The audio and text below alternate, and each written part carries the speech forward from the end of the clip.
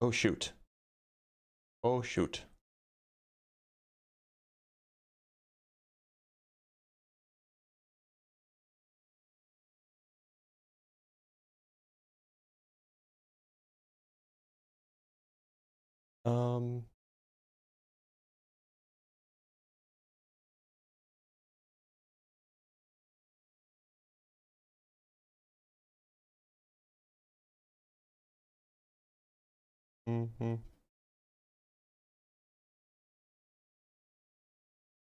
Okay, now we should be good.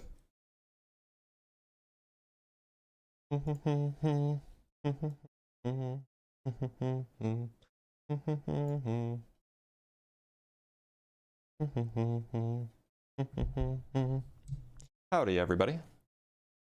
Everybody's having a good day.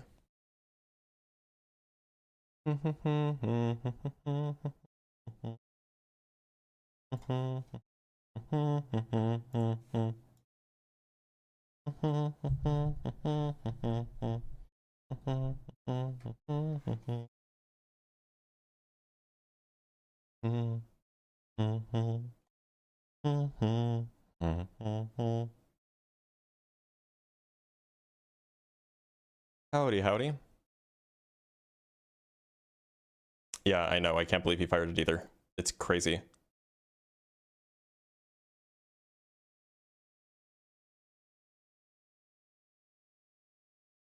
Like, that's... I mean, I wouldn't have predicted that. But, like, who could have, right?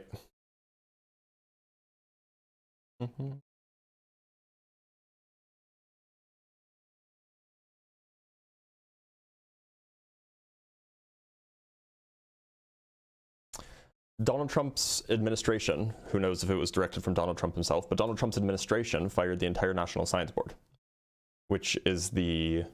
Can you hear me? Okay.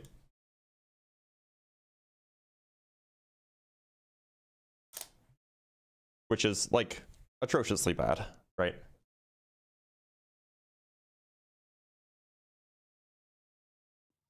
All right. Pause. How's it going? Yo, what's up, bro? Pause. Are you MAGA? Yeah. Okay. Do you mind if I ask you a few questions before we jump in? Yeah. So, and these can be simple, you know, yes, no, unsure, whatever it is. So first, you said that you consider yourself MAGA, so that's a yes. Would you say that if climate change is real, would you say that humans are the main cause of climate change? Yeah. Okay. Do you think that the vaccines that we typically administer to children are generally safe and effective? Unsure. Okay. And would you say that humans evolved from non-human ancestors? Unsure. Okay. Cool. And we can talk about those if you want. We don't have to. So my contention here is that through the actions of the Trump administration, mostly the second Trump administration, and through polling data based off of the people who voted for Donald Trump and people who self-identify as MAGA, that we have pretty good reason to think that MAGA is indeed anti-science. Is that something that you disagree with? Do you think that they're pro-science, neutral? Do you agree with me? I was just curious to how they are anti-science. I can give you an example. As of 2 days ago, I think it was, Donald Trump's team fired the entirety of the National Science Board. They're the people who are in charge of the National Science Foundation. The National Science Foundation being responsible for 25% of all non-medical research that's conducted in this country. And what research were they conducting? The National Science Board, so the National Science Board is the head of the National Science Foundation, which was, it was signed into law, into existence in 1950. The job of the National Science Foundation is to, they get a certain amount of money every year from Congress, and their job is to basically take that money and distribute it amongst scientists and amongst research institutions who fund scientific research of all kinds, except medical research. Typically, medical research is usually handled by the National Institute of Health.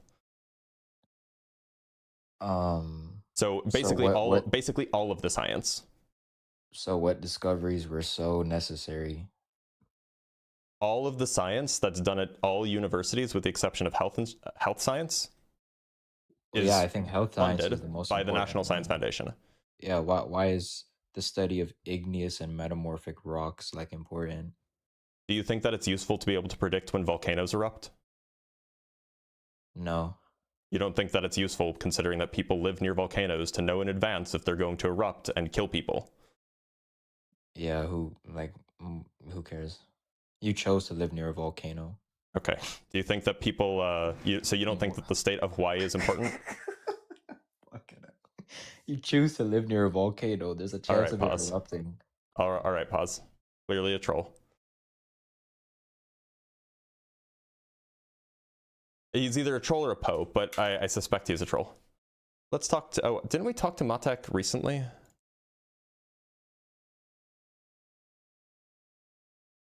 Let me just double check, because I think that we talked to Matek recently. Say it ain't so.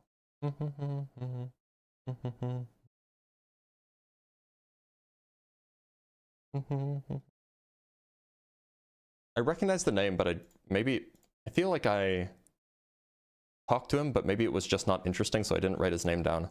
We'll bring him up because he's the next in the queue, but in the queue.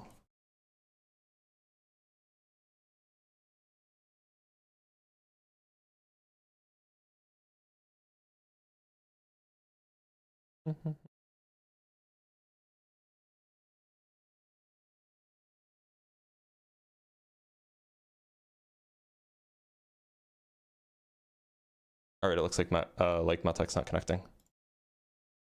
Talk to Luke Boolin. Luke, how's it going? Going good, man. How are you?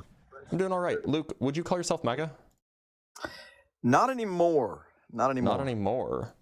Not anymore. Okay. Not anymore. Okay, well, so then do you disagree with the contention? The prompt? I would consider myself anti-science, yes. Well, but you don't consider yourself MAGA. The question is whether or not MAGA is anti-science. I believe so, yeah. Okay. But you're not MAGA. No, I'm not. Would you call yourself a conservative? No. Is there a political label that you would identify with? Probably the closest, it's kind of hard to put my finger on it. I really do like the ideas of National Socialism. Okay, so you're a Nazi, got it. That doesn't make you a Nazi, but what do you think the Nazi movement was? What do I think it was? I think it was a great painter man that killed a bunch of very evil people, and I think it was a very amazing Okay, so you're a Nazi. time period. So did you come up because you just wanted to talk about like your Nazi stuff, or do you actually want to talk about the failure of the Trump administration to be science? I wanted to know what kind of horrible life choices you've made to have to wear those ugly glasses like the disabled human being that you are. Oh, okay. Well, look, so it turns out you don't make choices about whether or not you wear glasses. This is a biological phenomenon where if your eyes grow too long, then you end up being You've obviously myopic. made terrible choices that have led you. Whether or not I wear glasses is kind of irrelevant to whether or not the claim behind me is true. So if you want to talk about the claim behind me, I answered every question you asked me.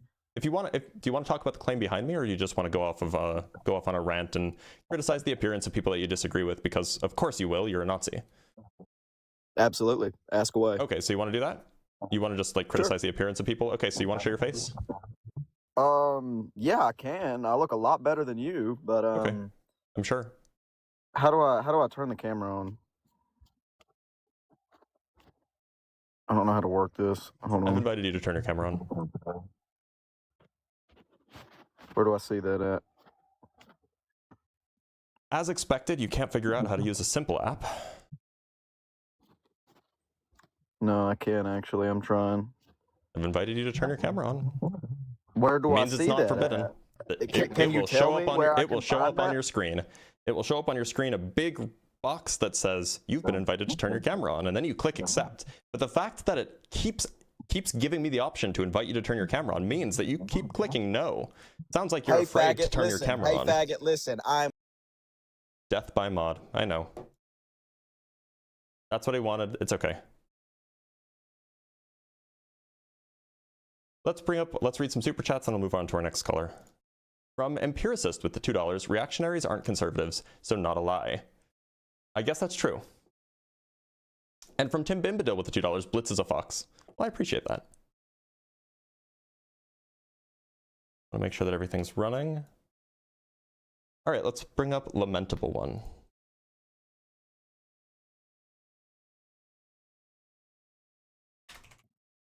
Lamentable One, how's it going? Oh, it's going. We talked a while back, a couple weeks or so, I think. I'm not sure exactly when, and I don't know where we left off. But and did you call yourself MAGA?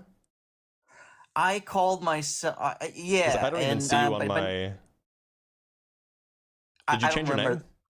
No, I did not. No, I don't recall the date. I don't recall the date. Was it on this topic? But so MAGA. So when you say MAGA, it's a big spectrum. There's a bunch of people that are. Wait, hold on. Did we talk on this topic? Oh, yeah. Well, yeah. You had anti-science up there. Yeah. Okay. Do you change your topics frequently? Yeah, I do. I only do this topic once a week. I do other topics depending on the day. Oh well. Then it would have been a Thursday apparently. Okay, so that would have been all right. That's fine. I mean, we can talk about it. I don't have you on my list, so we can talk about it. So, did you say that you would call yourself MAGA? Well, so I got 3 different boxes that I can say yes or no to, depending on whether you mean the general followership, Trump's policies in general, or the principle of making America great again. Those are 3 different boxes that I would take. What 80% of Republicans today consider themselves, the ideology that they follow, the viewpoints that they have, the people that they respect. That's what I'm referring to. Okay, I probably don't fit the profile of most of the people who are wearing the MAGA hats. Although I agree with President Trump, in particular, the policies that he's enforcing, and I agree with making America great again along the lines the path that we're taking to get there. So it just sounds like you're being a little vague, which is fine. You can be vague. You can not want to put a label on it. I'm just going to ask you a few questions, simple yes, no, or perhaps unsure questions, just for my own edification, if you don't mind. The first question is, A, do you think that climate change is happening? And if so, do you think that humans are the main cause? A, yes. B, indeterminate. Okay. It's a consensus. It's a consensus, but... So you say indeterminate. Does that mean that you don't know, or that you think that in principle this is not known? I mean, it is a scientific consensus, but not a Well, I'm asking you what you think is true. I believe the science, which is inconclusive. Okay.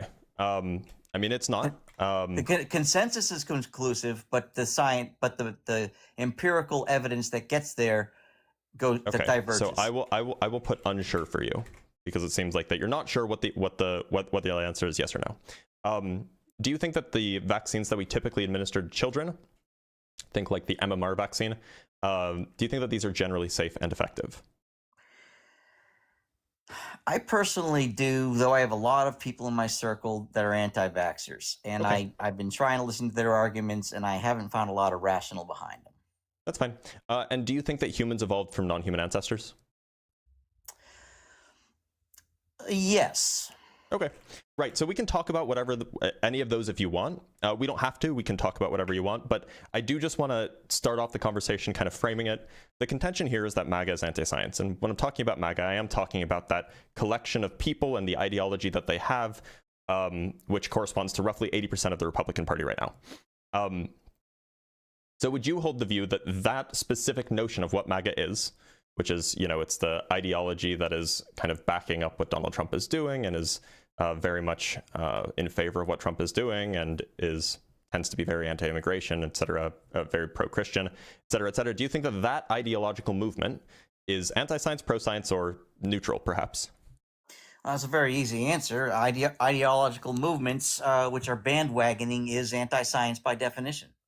They're not following a science. They're not looking at data or evidence. They are simply bandwagoning. And so that is anti-science. Whether or not they're right or not is irrelevant to the question. It is anti-science. They do not follow science.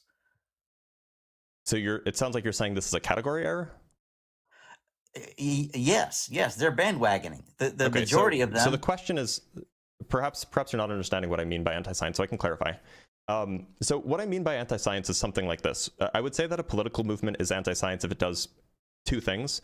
One, if that political movement rejects or delegitimizes mainstream scientific consensus, perhaps across multiple independent domains. And two, it undermines institutions and procedures that we use to produce scientific knowledge. So that's what I mean when I say that MAGA is anti-science. I would say that is a political movement that has that satisfies those two properties. Would you agree, disagree? Do you think that it's a bad definition?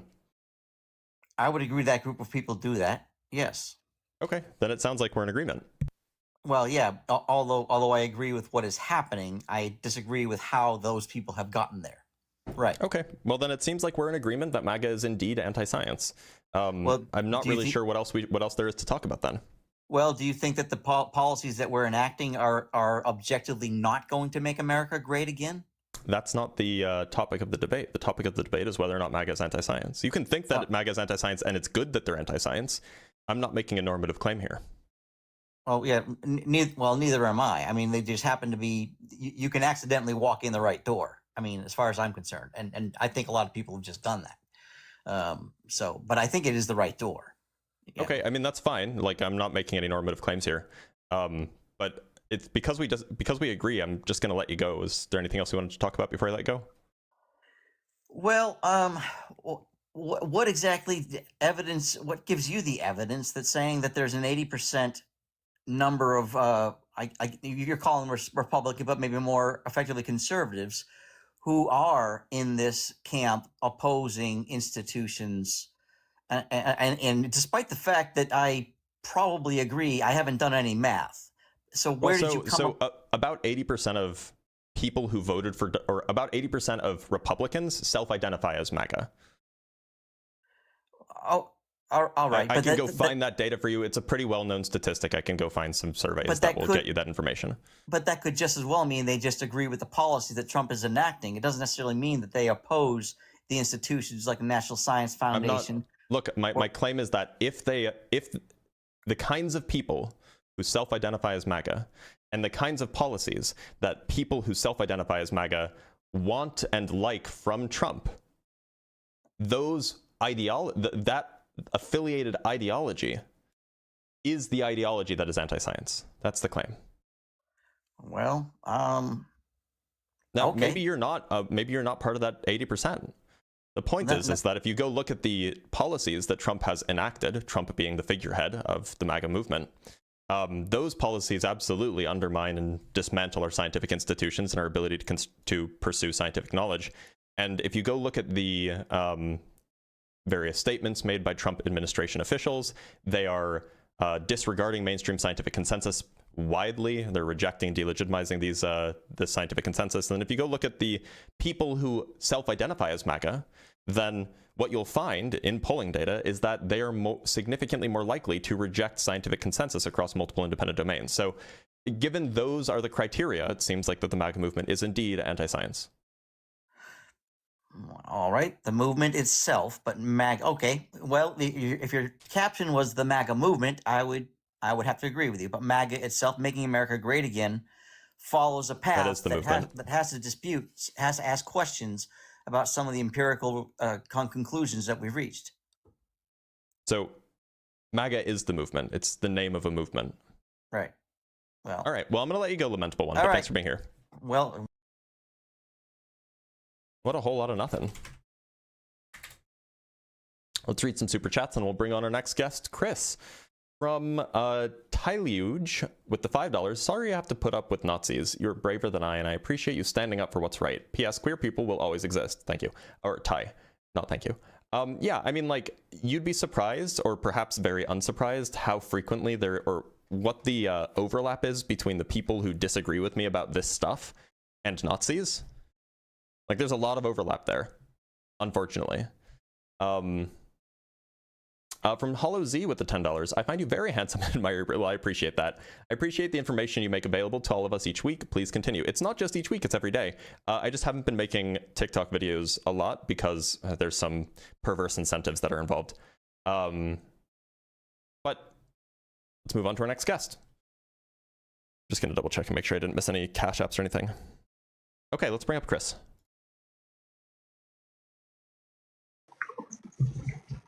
Chris, how's it going? Chris? Chris? Can you hear me? Hello? Hello? Chris, I can hear you. How's it going? Can you hear me? Hello? Barely. Also, I can hear myself, so if you are, I don't know, like... Oh, God. Hello? Hello? There's a lot of reverb. You should fix your audio. Hold on. Oh, that's rough. Oh. You got to fix your audio. I can't listen to that because when I hear myself, like, it delayed, and this is a thing that happens to everybody, by the way, it like short circuits your brain, and you fail to talk.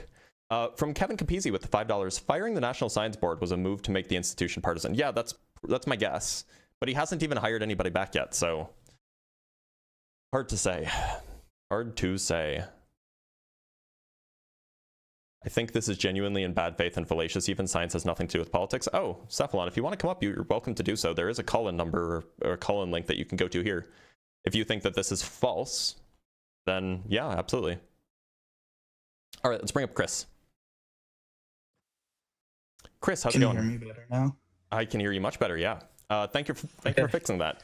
So, Chris. Yeah. Would you, do you mind if I ask you a few questions before we jump in? Sure.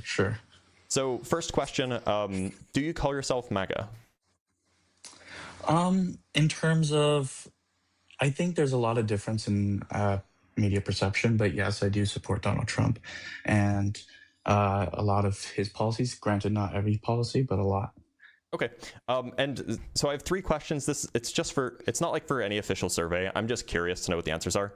So a quick yes, no, or if you're unsure is fine. Do you think that climate change is happening? And if so, do you think that humans are the main cause? Yes, I think it is happening. And the main cause being out of things that we know we can measure with certainty, yes, we are the main cause. Okay. Do you think that the vaccines that we typically administer to children are generally safe and effective? Yes, I do. Okay. And do you think that humans evolved from non-human ancestors? Yeah. Okay, great. So, the contention here is that MAGA is anti-science, and people tend to, understand this to mean different things, so I just want to lay out for you what I mean. When I say that a political movement is anti-science, what I mean is 2 things: that political movement systematically rejects or delegitimizes scientific consensus, perhaps across multiple domains. And secondly, it undermines the institutions and procedures that we use to produce scientific knowledge. Does that sound like a fair definition for what an anti-science movement would be? I would say yes for the most part. I think when I think the misconceptions come with anti-science and the MAGA movement and policies often come down to the institutions that are often trusted. And I think that it's less of actually being against traditional scientific inquiry, but rather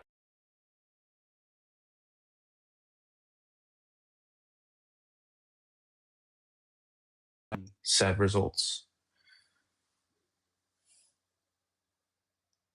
Hello, I can't hear you. What was that? 1 sec. Oh, I'm dumb. I was muted. I'm sorry. I couldn't hear you for a second there, though. That was my fault. Yeah, now I can hear you again. But I couldn't hear what you said after you said such as. So can you repeat back what you said just a minute ago? Yeah, sorry. So essentially, I think the problem with a lot of the misconceptions with MAGA being anti-science versus I would disagree that they're necessarily anti-science. I think that they're just skeptical of a lot of the institutions that a lot of scientific results came from, and rather than necessarily the process of scientific inquiry. So I did offer you a definition. It sounds like you're saying that they meet that definition of being anti-science. So do you think that the definition's not good? Yes, I would say that it may be some editing to the definition, because I think, especially with a lot of the institutions being having a lot of they have social sciences, they have yeah, they do. they have like other fields of interest that can and they produce like political leanings and things like that that I feel like can devalue perceptually their actual hard science results. And I think that's where a lot of the distrust is coming from. So like a lot of there's two questions here. One, it sounds like you think that social sciences aren't sciences? In the sense that they don't really have a set in stone like result. For example, like a lot of I don't psychology. know. I mean, they follow the scientific method. That's what's required to be a science, right? Yes, in a sense, but when I mean separation of hard science versus soft, is that soft sciences often can't produce the same how do I put it, hard results that a lot of hard science or like hard sciences can produce, like numerical value, quantitative value. Oh, I mean, sure they can. It's just the error bars tend to be bigger and the explanations tend to be less concrete, but perhaps. For example, I'll put it like where it's often evaluation of trends and rather than like, so with psychology, for example, all of that a lot of times can just be, if you break it down to the hard science explanation, which would be neurochemicals or neurotransmitters, brain interacting and causing this, which just so happens to result in, which I guess can lead to cause a certain emotion. But the psychology, in a sense, is a little bit separated from the biological principle of what is going on. Yeah. So do you know why that is? Saying why it's separated? Yeah.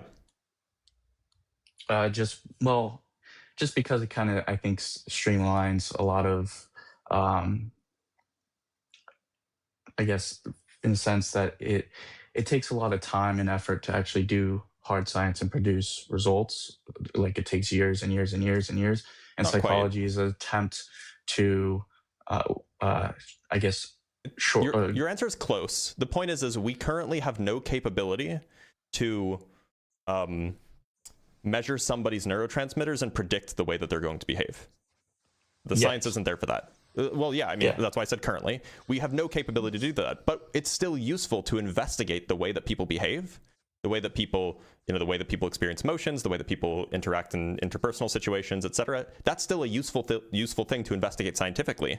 And just because we don't have the technological or the scientific capability to correlate neurotransmitter behavior and, neural structures with that behavior yet, doesn't mean it's not worthy of investigation.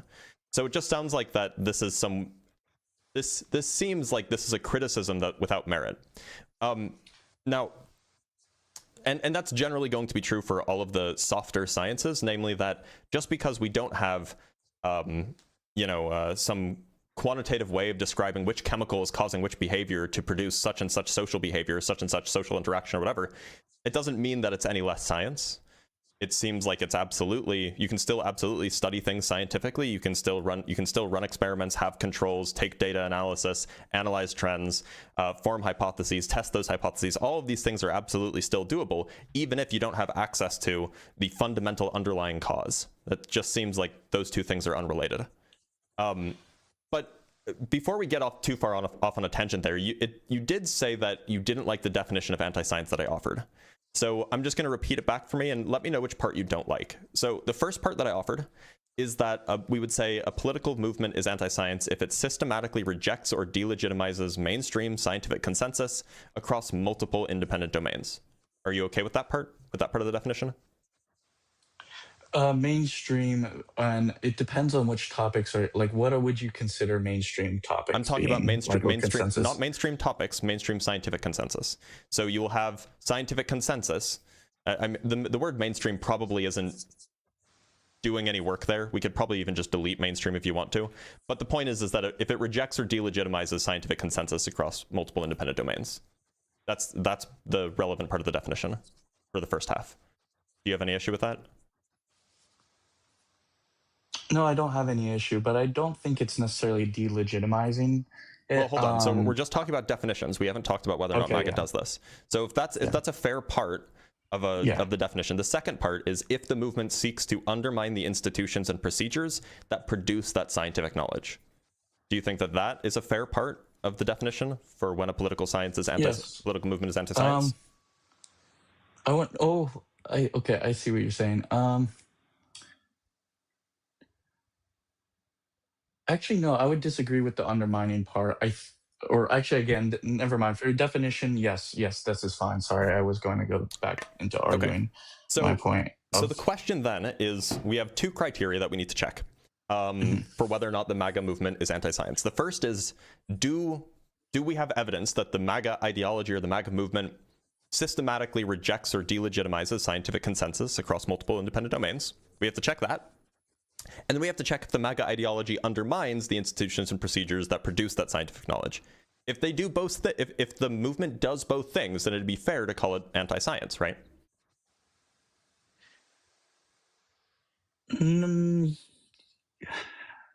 Yes. Okay. So then the question is in what ways does it do those things? And I can give you examples, but the first example I'll offer you is, do you know what the National Science Foundation is? Yes, I've heard of it. So the National Science Foundation, for those who don't know, provides about 25% of all scientific research funding that is non-medical in the country. The rest comes from, salaries from scientists at universities, private donations, and things like that. But it's a huge chunk of the scientific research that we do in this country. And this is everything from physics to like sociology. It covers the full gamut. So there's two relevant features here. The first is that Donald Trump's proposed budget for 2027, Donald Trump being the figurehead of MAGA, cuts the National Science Foundation's grant or budget in half. So it's actually a little bit more than half, about 53%, which would mean that we would be able to fund about half as much science via the National Science Foundation. Second fact about the National Science Foundation, and this is quite new, I think this happened yesterday or maybe the day before, is that Donald Trump fired, without explanation, without justification, fired the entirety of the governing board of the National Science Foundation. So it's called the National Science Board. They're responsible for being an independent advisory board to the president. They also make decisions about which scientific investigations to fund. It's long-term planning for scientific investigations for the country, et cetera, et cetera. So they have. So this seems like, considering that is one of our main scientific institutions, it seems like a huge undermining of that scientific institution. Would you agree? Yes, but I think it's more of like you're making the assumption that every scientific institution is of quality and is worthy of funding, if that makes sense. Well, so look.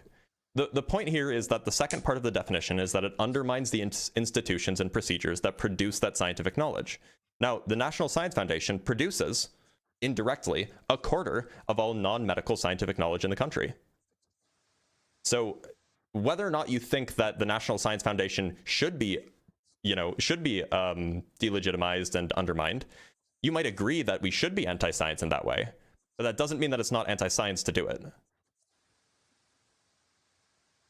Okay, I see what your main argument is. Kind of, it's less about necessarily. You're going off the assumption that every scientific institution, you're almost treating it as they're automatically, hypothetically worthy, and the act of not funding them is anti-science. If I'm understanding you correctly, I'm not making any sort of normative claim. I'm not saying whether this is good or bad. I'm just saying that we have a definition of anti-science. Part of that definition is undermining the institutions that produce that scientific knowledge. And it would seem like cutting the budget in half and firing the directing board of that institution would be an example of undermining the biggest or the second biggest, I guess, scientific institution in the country. But then what would you say about other investments? So, like, for example, would you say that a lot of engineering that's not science, that's engineering. But again, it does, when you think about materials and the material science and just material science is for science. example, yeah, exactly. But there's still funding going to those disciplines, and so that's why we have. So we can look at more. We can look at more than just one option or more than just one institution. It's just the National Science Foundation is the biggest one. Yeah, and for example, like last week, they passed a bill to help with psychedelic research and actually funding that and helping making it easier, breaking down the barriers to get research Yep. done in that discipline. So I think yes, they have done anti-science actions, but it doesn't mean as a whole or the general, I would say, a consensus is like I say that there's actions that can be deemed anti-science, but not the whole movement is general. I would disagree that it's generally anti-science. So the way that we evaluate this is we would basically do there would be a kind of a few steps. What we would do is we would try to look for general trends, right? So clearly defunding the National Science Foundation is very, very, very, very severe, right? They're cutting, typically the National Science Foundation, out in terms of 2025 dollars or so, it's been around $9 billion. It creeps up slowly, but that's, inflation also creeps up slowly. So it was $9 billion last year. It was like $8.8 billion the year before, something like this. Slashing it from that to $4.3 billion is clearly a significant effect, right? Yes. Now, but that's just one institution. We can go look at others and see if there's a general trend. And in fact, we see that if you go look at Trump's 2027 budget proposal, there is a general trend. We can go look at the science department, or we can go look at NASA's funding. NASA's funding is supposed to be cut by 23%. And while they haven't given us the details yet, the 2026 NASA budget, we have the full details for the 2026 NASA budget, and Trump's proposal for the 2026 NASA budget was cutting it by about the same. But if you go look at where the cuts are in their budget, you would find that almost all of the cuts are within the science. The NASA basically has three chunks. There's space exploration, there's science, and then there's aerospace, like scientific research, and then there's aerospace engineering. And so if you go look at where the cuts were, they were all in the science division, almost exclusively. Right. So we expect that that's probably where the cuts will be offered this year. We just haven't seen them come out yet. We've only seen the kind of top level cuts of 23% rather than the line by line cuts. You can also go look at the national. What is it called? It's NCAR. What does it stand for? I can never remember. It's the National Center for Atmospheric Research, which was essentially the top atmospheric research laboratory in the country. Donald Trump's team tried to shut it down this past December, like completely dismantle it. It's currently being fought over, like there are legal battles fighting over it to try to keep it going, because it's probably illegal to just shut down a national lab without congressional approval, but that's neither here nor there. Here's another example of just completely dismantling a scientific institution, like the largest one in the country, the most important one. And I could go on. We can talk about NIH budget slashes. So it seems like that there's a general trend across all of the scientific institutions that we have, that the goal is defunding. The goal is reducing the amount of research that we're able to conduct. Yeah, and I think you're like, I'm not disagreeing with you that cutting is well, actually, what I'll say is that I think it a lot of times stems from the principle that a lot of MAGA believes is that a lot of science is inefficient if it's relied on the government for funding. And that's why we see more, a lot of the policies make it easier for privatized companies and corporations to do science, I think. Like, yes, it's essentially reducing the burden of as much of the burden of finances and that reliance on the government from science. So in a way, and I wouldn't necessarily call that anti-science. I would just say that it's trying to separate a little bit or distance the government from science. So if that makes sense. On what grounds do you, so it sounds like the claim that you're making is that, well, the government is trying to cut these things, but not because it's anti-science. In fact, because it's perhaps pro-science. It wants to make the science better. So on what grounds do you have for thinking that A, that's their motivation, and that B, science is indeed better performed when it's funded privately rather than publicly? Yeah, so to answer your second one first, that at least in aerospace, if you see a lot of like private companies. SpaceX has made a lot of incredible developments in aerospace engineering Yep, that's that engineering. hasn't. It's not That's science. still in a way a science. It's not. It's literally engineering. You called it aerospace engineering. But it still requires like a basis of understanding how materials work, how to You have to rely on the scientific investigations of other people. But when you are doing aerospace engineering, you're doing engineering. But you still have experiments done, and you still use a lot of the scientific method, like you say, for others, like social sciences. It involves the scientific method. It's part of. Do you take that engineering and science are separate things? No, I do not. Sorry, are not separate things? I really don't consider it as separate things. Okay, so there's a reason. So are you familiar with the acronym STEM?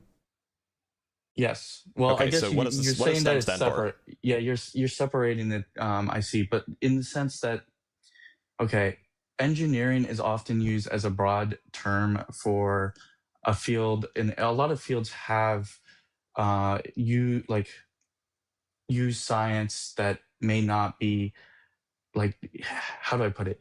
Engineering, yes, you use science to build and create things, but at the end of the day, in the field of aerospace engineering, there's science done, and they are scientists. So, I mean, like, if that makes sense. Probably not. So I don't know what university you went to. As far as I could tell, there was an aerospace engineering major at my university. There was not an aerospace science major at my university. This was in the engineering department, not in the science department, or not in the College of Liberal Arts and Sciences. This was in a separate college, the engineering college. And in fact, they often use a different method too. The iterative process of engineering is not the scientific method. The goals are also distinct. The goals of science are to understand why or how something happens, whereas engineering is to build something that solves a problem. These are distinct things, and one's perhaps not lesser than the other. They're just different things. And the idea that you keep pointing to engineering things while trying to justify cuts in science is kind of the point. MAGA the reason loves I engineering. point to that specific, the reason I point to that specifically is because you were bringing up the cuts to NASA and a lot. Right, but the cuts were in the scientific department. The cuts were in the scientific department, not in the engineering departments. Do you think that engineering and science aren't reliant on each other? Because engineering, there's a reliance there, but that doesn't mean that they're the same thing. The science department of NASA, and I can show you the budget if you want from 2026, and we can just go look at what exactly they were cutting. Let me see if I can find it. Could be because NASA. What I'm trying to get at is that funding for engineering will trickle down to funding for these sciences, because that's just how you need What's the to evidence develop for that? If you can't use a lot of for example, when you're developing for the rockets, when they have to come back from space, they need to be able to be built out of a material that can withstand high temperatures. That the design and the for that often comes from material science, and which is not going to be funded now, or it's going to be funded less now. So, my point being is that you think that, just because that they're cutting funding from the science department means that it's directly resulting in because it's literally illogical in the way that. So look, this is from 2026, right? We don't have this equivalent document from 2027 yet. We will get it soon, but we just don't have it yet, because Donald Trump has made a very similar thing. So this was the 2026 budget supplement. It didn't end up passing, but this is what Donald Trump's team wanted, and this for NASA. So the 2025 budget was $24 billion and change. Close to 25 billion. The request for 2026 was 19 billion. You can go look at the exploration chart, and you can see that they actually wanted to increase funding for exploration. You can go look at the aeronautics chart. Actually, the aeronautics chart, it looks like they cut it in half. They wanted to cut it in half. You can go look at the space operations chart, and it was cut a little bit. But if you go look at the science chart, it was cut nearly in half. And you can go look at what the actual changes were between 2024 and and the proposed 2026, they wanted to reduce spending on Earth science by half, on planetary science by about a third, by astrophysics by 2/3, heliophysics by half, and biological and physical sciences by like almost 3/4. So these are not the kinds of these are the kinds of sciences that NASA funds. The stuff about like aeronautics and, you know, getting the like developing spacecraft and stuff, that's all in the space operations and exploration and aeronautics. That's not in the science department. But engineering is not going to fund these things, right? SpaceX is not going to fund these things. SpaceX doesn't perform any of this research. So what do you say? Well, I don't know for sure if 100%, but I do have heard of examples where a lot of times, like SpaceX and Boeing, they will partner with even labs, research labs. For example, I know a few labs, our friends that work in the labs who want to send some cells to space to understand how, you know, let's say, for example, muscle cells, and see how they thrive in a zero-G environment. And you know what? You know what's necessary for that? The labs pay them. The labs pay SpaceX. Yes, and the labs also. This is not a partnership. This is not a funding for the labs. The labs pay SpaceX because they need to do the experiments, and SpaceX is a private company, so they're going to charge for their services. Yes. Okay. This is not a partnership, right? This is a you'll pay us and we'll provide a service. So this isn't helping with the funding. This isn't helping conduct more scientific research. Okay, so I guess your point being is you think that that essentially, so you think that MAGA is essentially pro. You think that they're anti-science because they're slashing funding. Is that your main?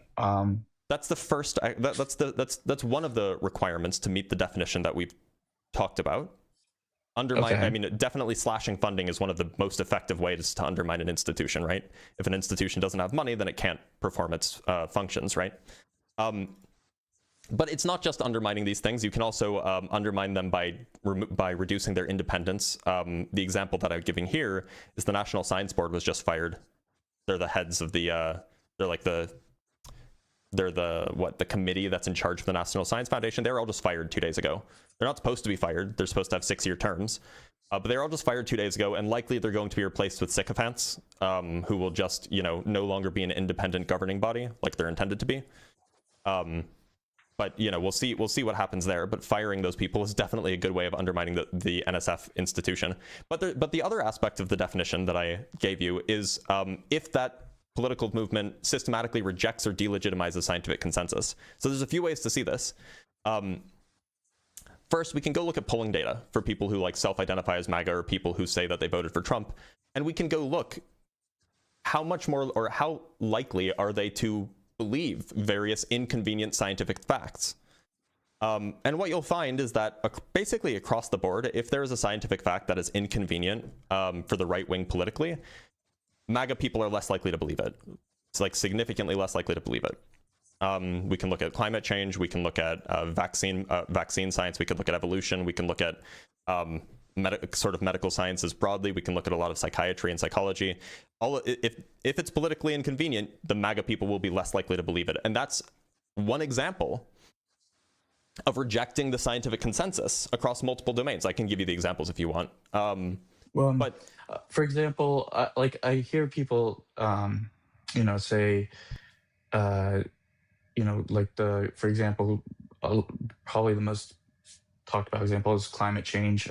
I'm sure that would be one you would mention. That's super politically inconvenient for Trump and the right wing. Yeah, and I think, for example, or what I would say about climate change specifically is that climate change is not necessarily rejected. It's at least, I feel like, get down to what they exactly believe.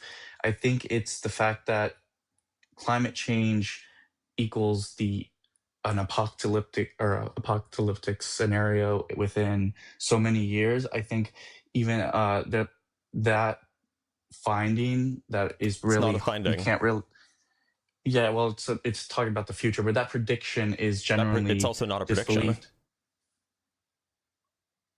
Then what do you mean if it's not a prediction? A lot of people. That's like, you may have been, I don't know where you learned about this stuff, but I don't know if you watch Fox News. Maybe you don't. You seem young, so you probably don't. But what you'll find is that if you go back and look at the 19 major climate models from like starting in the 70s up until like the mid 2010s, what you'll find is it's 17 major climate models. What you'll find is that 15 of the 17 basically made stunningly accurate predictions. So and like, what, I haven't looked at them. What are the predictions and the temperature predictions, right? Okay, temperature Like predictions. global average Okay. temperature predictions. Like they've been Yeah, stunningly yeah. accurate. Mhm. And two of them didn't. One of the two that didn't made a bad prediction because they couldn't predict the not the Paris Climate Accords, the Montreal Protocol, which was signed into international law a year after the study came out. But that's neither here nor there. The point is Mhm. this like the models that we have, the climate models that we have been stunningly accurate. And beyond that, the people who then say, oh, we need to do XYZ thing because XYZ thing will happen, that's not the scientists. What you'll find is that like talking heads will say that. Politicians will say that, but not the scientists. Scientists will make predictions about global average temperature change, and then they'll say, well, if the temperature changes by this much, then we will see this effect, and this effect will have such and such consequences. But that's just what the models say, right? And they've been right. Yes. The models have been right. Yeah. So, okay, I see. Essentially, I think that like MAGA, yes, in the sense of what you're trying to say, I think is anti-science, yes, but I think they're trying to not necessarily. The goal isn't trying to have this this trying to bring down the scientific field. I think it's just trying to make sure that science that is being done is actually worthwhile. So by threatening to remove funding, by actually removing funding, you're basically bringing opening up this package to see what is actually necessary and what is a wasteful use of scientific research.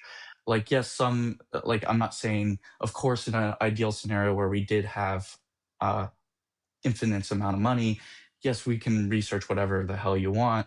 But in an ideal society, like, the most funding goes to the most prominent diseases generally, and some rare diseases, the reason they can have a lot of funding is either due to private funding and donations and things like that. So I feel like Science isn't just medical research. I'm just using that as an example. Okay.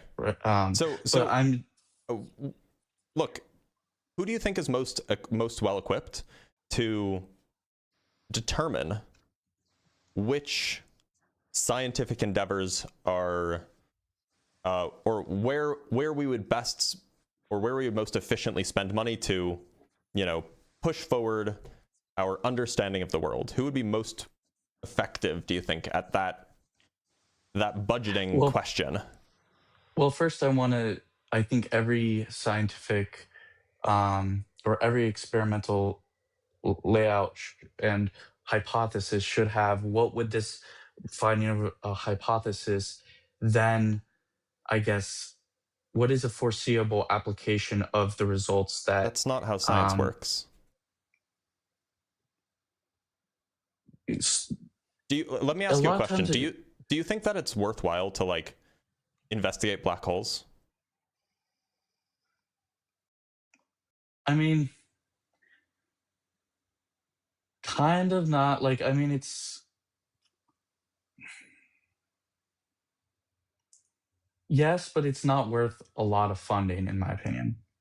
Do you think it's worthwhile to, what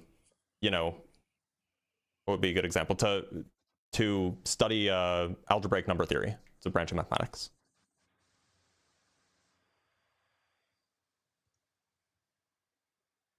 Yeah, but it depends on how much it would cost, because if you think about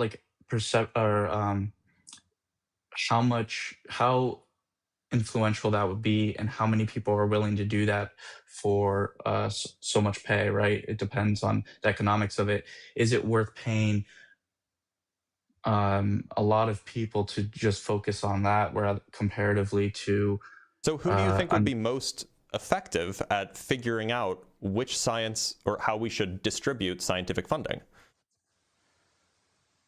Well, I think you need I guess it's the point of why we have a panel being often chosen by our representatives, right?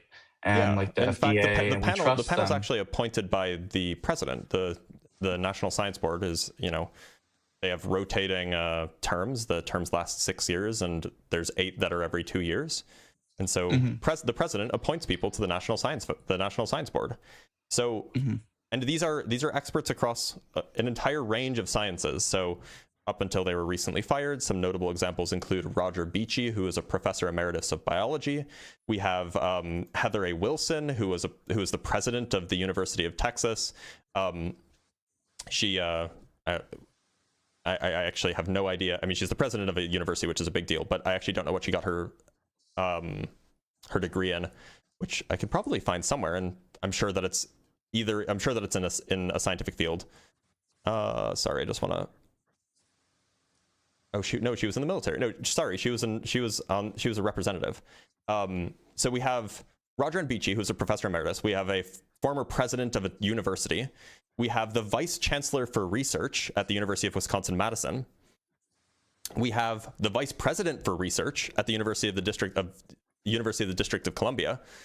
We have the Stevenson Chair in Physics and Astronomy. This is Kayvon Strassen. We have the Professor of Engineering Education, Associate Dean for Equity and Engagement. We have a Fellow and Research Professor of Information Sciences at USC. We have the Andrew Banks Family Preeminence Endowed Professor in University of Florida Distinguished Professor, Chair of the Computer and Information Science and Engineering Department, Juan E. Gilbert. We have the Vice President for Research and Economic Development, Willie E. May. So we have scientists from across the spectrum that were on the National Science Board. I would think the appropriate group of people to make the decisions about how we're going to distribute funds for scientific research would be a group of scientists from across the scientific spectrum.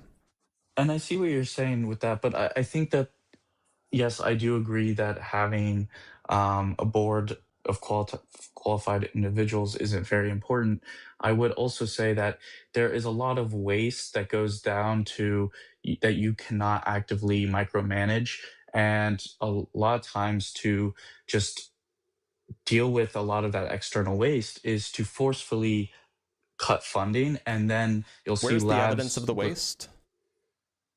For example, I've seen in labs where people waste a shit ton of equipment for no reason. Like, yes, there's sterilization. Where's the evidence of aspects. this? Okay, because there hasn't been a deep breakdown into looking every single finances of, because you can't really, it's hard to calculate. So then how do you know that there's daily waste at all? And again, okay, maybe it's more anecdotal, but it is. I think there is still a lot of wasteful. Sounds like you're doing the anti-science right now. You're like, I have this I've heard these anecdotal claims, and therefore I'm going to assume it generalizes to the whole population. If this is true, and MAGA isn't anti-science, why wouldn't they conduct scientific investigations? Or, they could just conduct audits if they wanted to. They don't even have to be scientific. Why wouldn't they conduct actual deep investigations to see if there's genuine waste, rather than just saying that there is, and then cutting our scientific research progress or our scientific research funds by $4.5 billion? No, I would think that would be an excellent thing to do, to audit a lot of these labs. So why haven't they done it? Why did they instead fire the entirety of the National Science Board?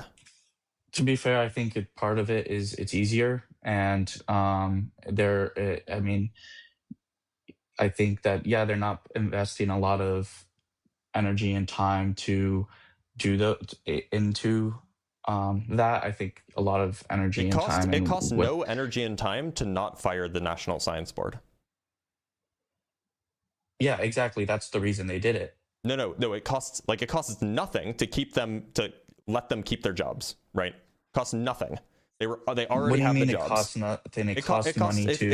it costs nothing. There's no time wasted by having these people stay in their jobs. Now we have to go through the process of finding new people, appointing new people, and it's going to cost the exact same amount because their salaries. I actually am not even sure if it's a paid position. It might be voluntary. But the point is that the costs completely unchanged, but now we have to spend the time, spend the money, spend the resources to try to find new people to fill out this role. It literally costs nothing to keep the status quo in this case. So what you're saying is that they're essentially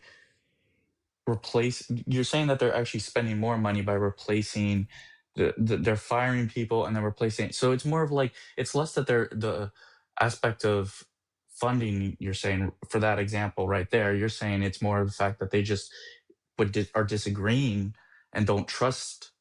Yeah, so this is an example. board. This is an example of not just undermining an institution via funding cuts, because this, like the National Science Board, like whether or not they stay on or whether or not they get completely replaced, the amount of like, that's not going to affect the total funding. What it will do is it will undermine the independence of the institution, because this is supposed to be an independent advisory board, right? But you just admitted they're not intended to be politically appointed. Well, that's the whole problem with anything attached to government funding, is that it is going to be politically aligned or politically tied. Up until now, this has never happened before, as far as I know. And you can say for certain. I'm just double checking. Yeah, okay, so this has never happened before. It's never been the case that the entire board was dismissed en masse. It's never happened.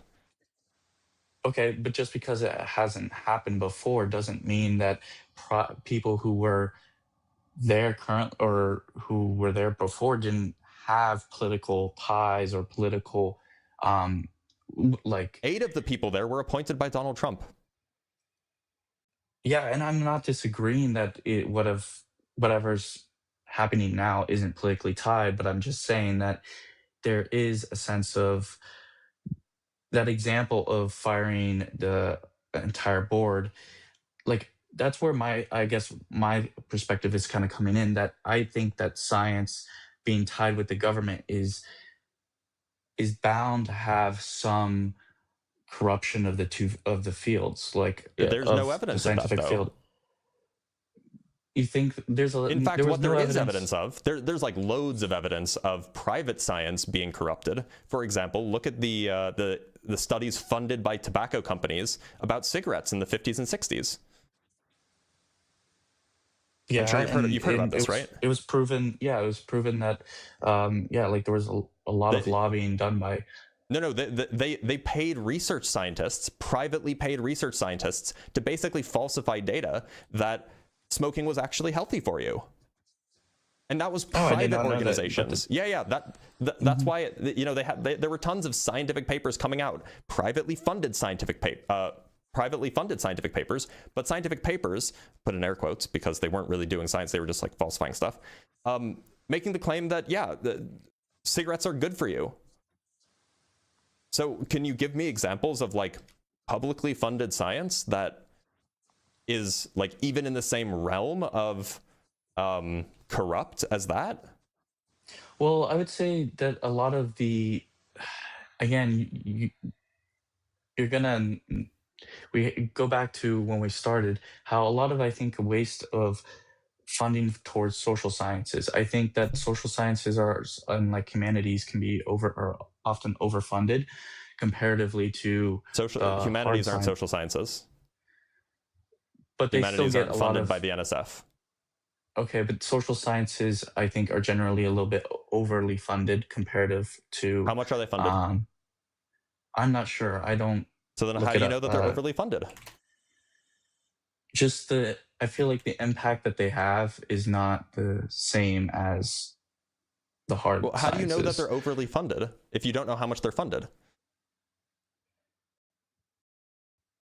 Well, I'm sorry, I don't spend my time. Then why do you have this opinion that they're overly funded? Because I've seen it at my university. Seen what? And what have you seen at your university? Just, for example, in the in my university there was like this platform where students can look into research projects going on and basically either volunteer or work or like search for jobs, and the amount of investment that it was at least perceived was that a lot of it was going toward a lot more was going towards certain fields that I didn't think were very So useful. anecdotal. Again, I guess you could say, yeah. So here, let me show you something. And like this information can be found. This is just the closest thing that I found, and I can go find perhaps harder numbers, but this is just a graphic. Actually, well, so I'll show you what I'm looking at, and I'll show you why I don't want to use it. So this did come from the National Science Foundation, but it is an Instagram post, which isn't particularly helpful. I'm just going to go find the source for this really quick, but I'll keep this up while I'm finding that. You can look at, this is basically a chart of how the funding was distributed. If you go look at how much this, and I'll zoom in here. If you go look at how much the social sciences were funded, it's a tiny chunk compared to the total funding of the National Science Foundation. But there, I thought you said engineering wasn't a science, but it falls also under it's that. Not. Yeah, the National Science Foundation does fund some engineering. Yeah, they also fund some education.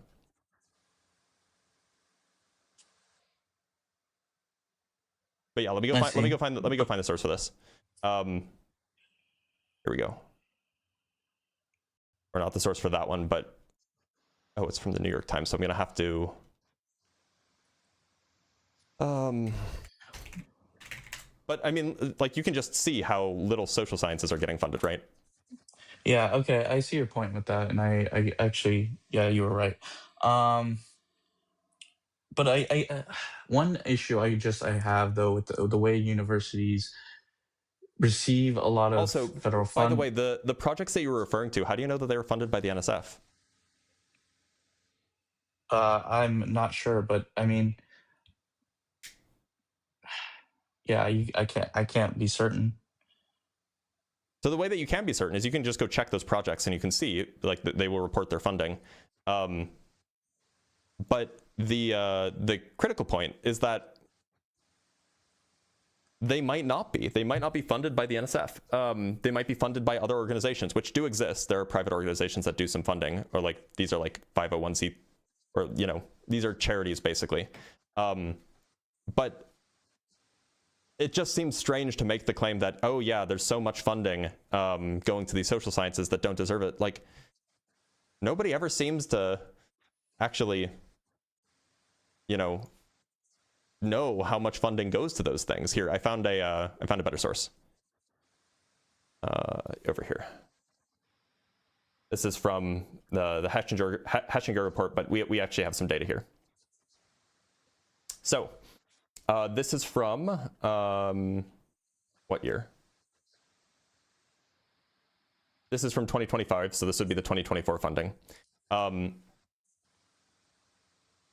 And we want to look at the actual total funding. By the way, even what's funny is that the amount terminated was, for the social sciences, was very, very small. These are the terminated grants. Sorry, I want to actually find the source on how much the funding was given, not how much they were terminated by, which is also like a useful number. But oh, is it this? Okay, this will do. Nope.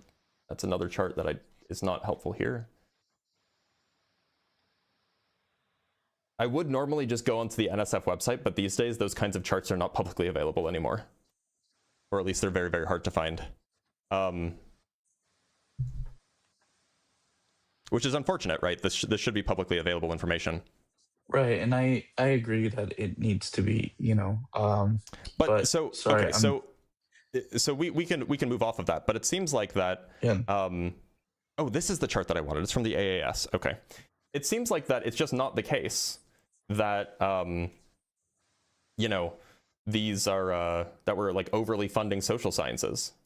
So what's the contention here? Why do we need to shuffle up and reduce funding so that we can make them more efficient? Like, what's the claim here? Well, I guess my only or if I'm gonna break down my claim just to the simplest form, I think that cutting funding is in an attempt to make scientific research more efficient. Now, Not necessarily by producing more results right currently, but by breaking it down to see what does it require, the bare minimum, and then building it up from there so that way we don't have wasteful spending. And granted, yeah, I can't give you the numbers, and but I think in principle of why a lot of what we're seeing is happening, or like a lot of the cuts are happening, is to break down to the fundamentals to see what is necessary. And I don't think that policies that are being passed are necessarily prohibiting science from being done, other than the fact of financial support. And that's the only principle. That's how you cut science, by the way. Also, I can give you other examples, but by the way, just before we continue, this is from 2020. This is the kind of chart I was looking for, and this is going to be representative of basically what's going on elsewhere, like in other years. But this is from 2020, so we have $1,183 million. Sorry, $1,183 million going to math and computer science.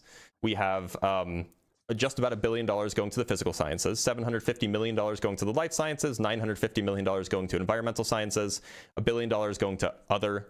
So this is going to be like education and stuff like that. And then we have about $1 billion going to engineering, $208 million going to social sciences, and $37 million going to psychology. So this is like less than 10% goes to any of that. We spent 5 times more on the physical sciences than we did on all of the social sciences. Yeah, and I'm leaving that point behind. Okay, yeah, okay, that's fair. I'm just trying to say about the principle of why I think I understand why you can perceive it as being anti-science, but to me, I perceive it as not necessarily being against, scientific inquiry, but rather it is just it's trying to find how to set science up for a more productive future. So who would be most effective at figuring out how to make science more productive? Scientists or politicians? I think you need a bit of both, because science can't happen without money, and right. Longevity but who would be most requires... efficient at... The question is not how much money do we give science, right? I mean, that is a question. But the question that you're raising is, how do we make science more effective? Yes, politicians wouldn't know anything about that. No, and that's why I do agree that there needs to be more cooperativity between the two. But I think that there needs to be more cooperativity. Yes, but I agree, think that there's but that's not what's happening. Realistically, that there is a linkage between that the politics and that often impact the economy, which impacts how much money there is to even provide to science. If it were the case, if it were the case that there were cuts across the board, and this was just like, we were just tightening our belts to try to, because we have a debt and we want to rein in the debt, that'd be one thing. But both of Donald Trump's proposed budget for 2026 and for 2027 both increase the debt and increase the military spending. So this is not just, there's only so much money to go around, and so we got to cut. Like, everybody's got to take a cut. Like, that's just not the case. What's happening is that Donald Trump wanted an increased military budget. He could only spend so much extra money on the military. So he needed to find cuts, and he found things that he didn't care about, like science, and said, let's cut that. It sounds anti-science to me.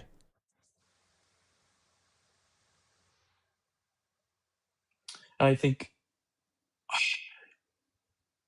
I see your point. I wouldn't, but would you say that if you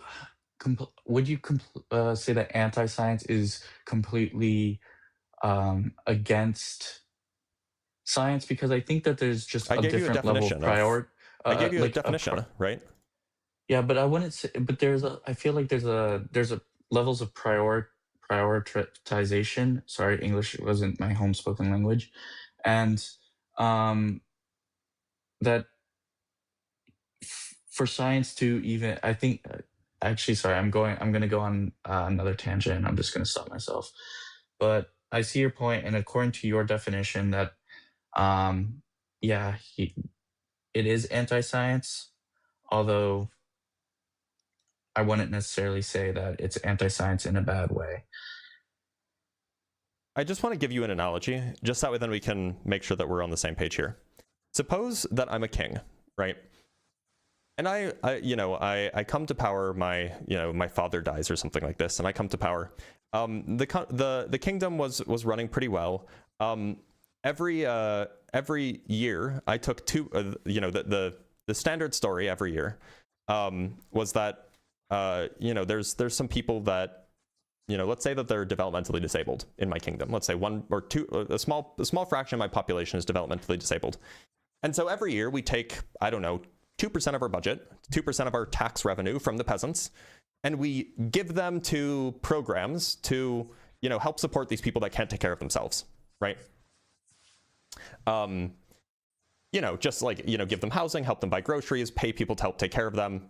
Because, that's like a normal thing that a well-run kingdom would do, right? Now I come to power and I look at the budget and I say, my buddy who runs the army, I'd like to do him a favor. So instead of the 10,000 bars of gold, or instead of the 100 bars of gold that typically goes to the assistance program for the disabled, I'm going to take 50 of those bars of gold and I'm just going to give them to my friend every year. And it's okay because, we're using those bars of gold because we have to defend the kingdom.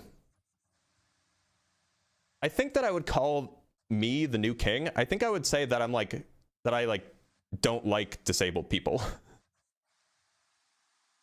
Right? Arguably, that would be like pro-eugenics. Arguably, that would be ableist. That'd be bad, right? Yes. It doesn't matter if I say, oh, but we just need this money for other things. You're still anti-disabled people. Right? So I don't care. I don't care why we need to cut the funding here. I don't care why this funding needs to go down because we need to readjust, we need to reprioritize. It's still anti-science. I see your point. Yeah. I don't know, man.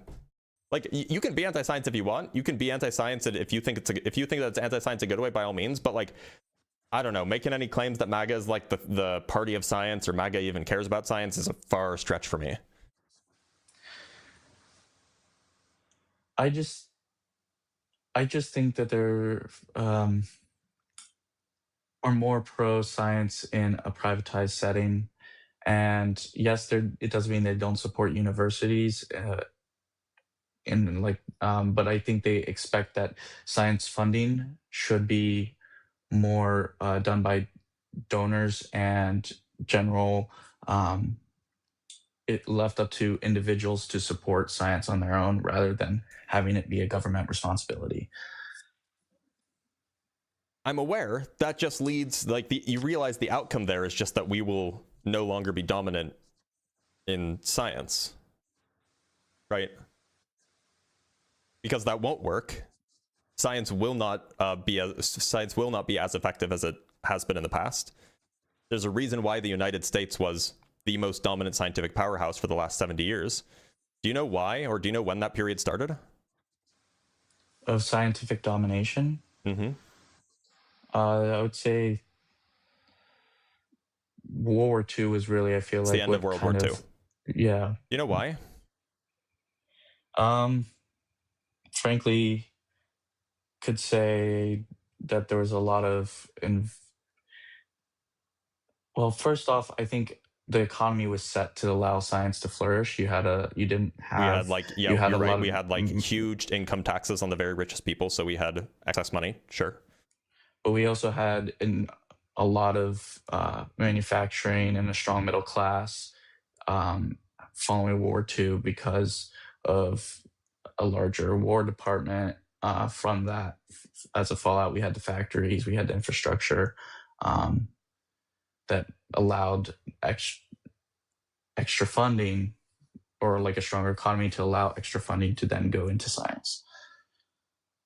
So it's the funding that goes into science that came from where?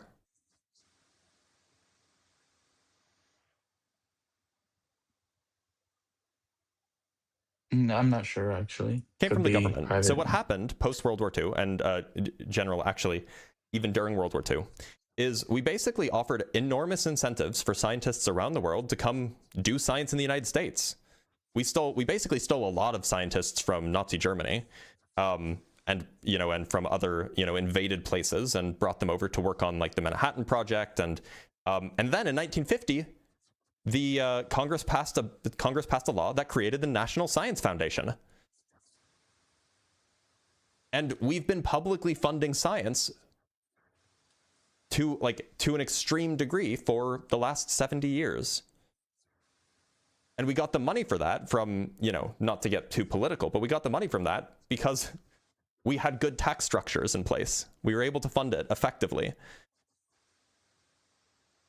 And interestingly enough, what you'll find is that prior to World War II, the science as we were ramping up to get into World War II, we did not cut scientific funding in favor of military funding. We actually ramped up science funding as we were entering World War II, which is an interesting fact because it turns out that when you have smart people working on hard problems, this can be effective for military interventions as well. But we don't have to go through that anyway. I think that it's probably worth at least considering that if you care about science, that you should reconsider your views on MAGA. But Chris, I'm going to let you go because it seems like we've probably reached a good stopping point. Any final words before I cut you off? No, just that I actually appreciate you showing me numbers, and that was very helpful because I don't have time to really do research into that on my own. Sure. And I'm actually not even in the US, so it's actually helpful. Where are you, if but, you don't mind me asking? I'm actually in the Netherlands, so no, your accent is so good, but that's expected because Dutch people learn English from like H2. All right, so Chris, I'm gonna let you go. Yes, but thanks for being here. I appreciate. Yeah. All right, thank you. Of course, he was so reasonable. He's Dutch.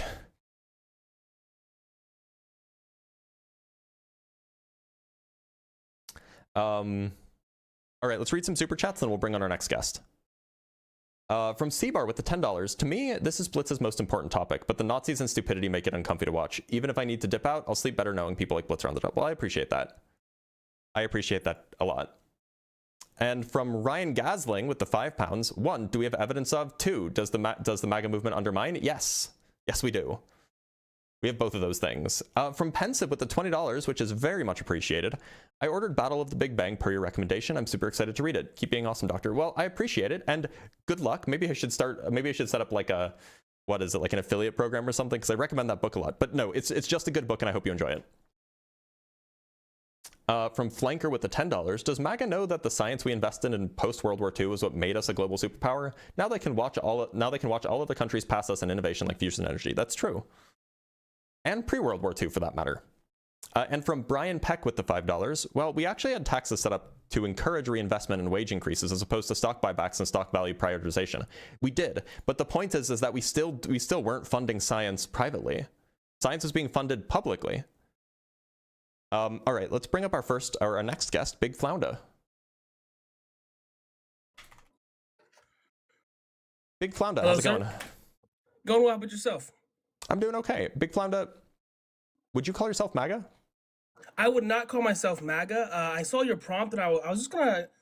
I agree that MAGA is anti-science, but I think they have a really good chance to do something very scientific in the coming few days. I want to get your thoughts on it. You fire away, I guess. I'm excited to hear about this big science that they can do. Ana Paula Luna's Department of Secrecy or Government Secrecy or whatever is very focused on declassifying these UFO files or whatever. And I understand there's a lot of taboo around this. Secrecy. But the big thing that I'm incredibly focused on is there's this domain called aliens. What's the Department of Government Secrecy? I don't know what it's exactly called, but it's run by Ana Paula Luna. She's the one who's been focusing on Ana Paula Luna. She's the Congresswoman of Florida. It's ANNA PAULA. Okay, I found it. Okay, cool. But she's been working vehemently on that. What does she do? So she works vehemently on declassifying things. Like she was the reason that we got a lot of the Epstein files, which I know that wasn't the whole list and everything, but she works on declassifying things that people call conspiracy theories. Okay. What does that have to do with science? Well, I personally believe that if we do get these alien photos released, these UFO photos, UAP, whatever you want to call them, that's a massive step for science. And regardless, I think that science, like MAGA, is seriously. If they exist, I guess. Surely, right? And that's the question: is do these things exist? And from what we've heard in congressional hearings, there's been multiple skiffs. There are things that unanimously both Republicans and Democrats agree the public should be seeing. Why aren't these scientists? Oh, okay, we're just talking about politicians, sure. Sorry, they have scientists in the skiffs. They have people who are like quantum physicists who are scientists or sure. engineers who go into skiffs, but they are. I mean, you can say sure, but this is just what the government reports on. Like, I know you don't have to believe. Right, but do we know the names of these people? David Grush. We know David Grush is not a scientist of any worth in this conversation. He was a U.S. Air Force intelligence officer. I think he had a background as like what, an engineer or something like this. Yes. What's his actual background here? Sorry, one sec. I'm just checking David Grush. No, he is a combat veteran. He has no science background. So not a scientist. So from what I believe, Jake Barber has a science background. I could Jake Barber? mistaken. Okay, I don't know who Jake Barber is. Who's Jake Barber? He was another person who David Grush was super interested in after the first skiff they had with David Grush in 2023, and he did a skiff. All right, let's see. Who's Jake Barber? Let's see. Does he have any science background? So is this the same guy? They look similar. No. I mean the person, because I see a Jake Barber who was like a genomics scientist, but I don't know if that's the same Jake Barber. Jake Barber, he might be. I don't know. No, he's also a U.S. Air Force veteran. Okay. And he's a instructor. He's a black belt, but also not a scientist. So why do you keep naming non-scientists when I keep asking for scientists? Because I want to say that even though I think that non-scientists can still observe scientific things that scientists can research. Non-scientists aren't going to be the kinds of people who are able to make effective examinations of the data that they're presented to see if it's, actually a real thing or not. Okay, fantastic. Don't you think we should get the data out to the public? If this data does exist, I think if it does exist. Absolutely, yeah, I agree. So I think and to be clear, a lot of the data, a lot of the videos at least were released, and NASA scientists actually did an analysis and found that like almost all of them were easily explained with mundane things. Now there were a few things that couldn't be explained, but like most of the footage from these Air Force craft, where they see something, it's like how is it moving, like it was like a bag. Like a plastic bag, or like a bird, or just a camera flare. And I totally agree with that. Yeah. So like, the reason it seems like that this isn't really a real thing, and it seems like that if it was a real thing, then we would have figured it out by now. We would have had it released by now. The reason I'm actually really excited about this upcoming release is because both, like I said, both Democrats and Republicans have agreed that these specific videos that they've been shown in skiffs have convinced them personally of non-human crafts, of non-humans. So that's why they're generally not scientists, right? Well, that's fine, but my question is, do you really have to be a scientist to determine whether or not something can have non-human capabilities? Yes. Yeah, obviously. In every regard. Obviously. I mean, like if you're making the claim that like, oh, this let's say it's a video of like something moving in a certain way. If you're going to make the claim that this isn't possible with known physics, then like, yeah, you need to have a physicist there.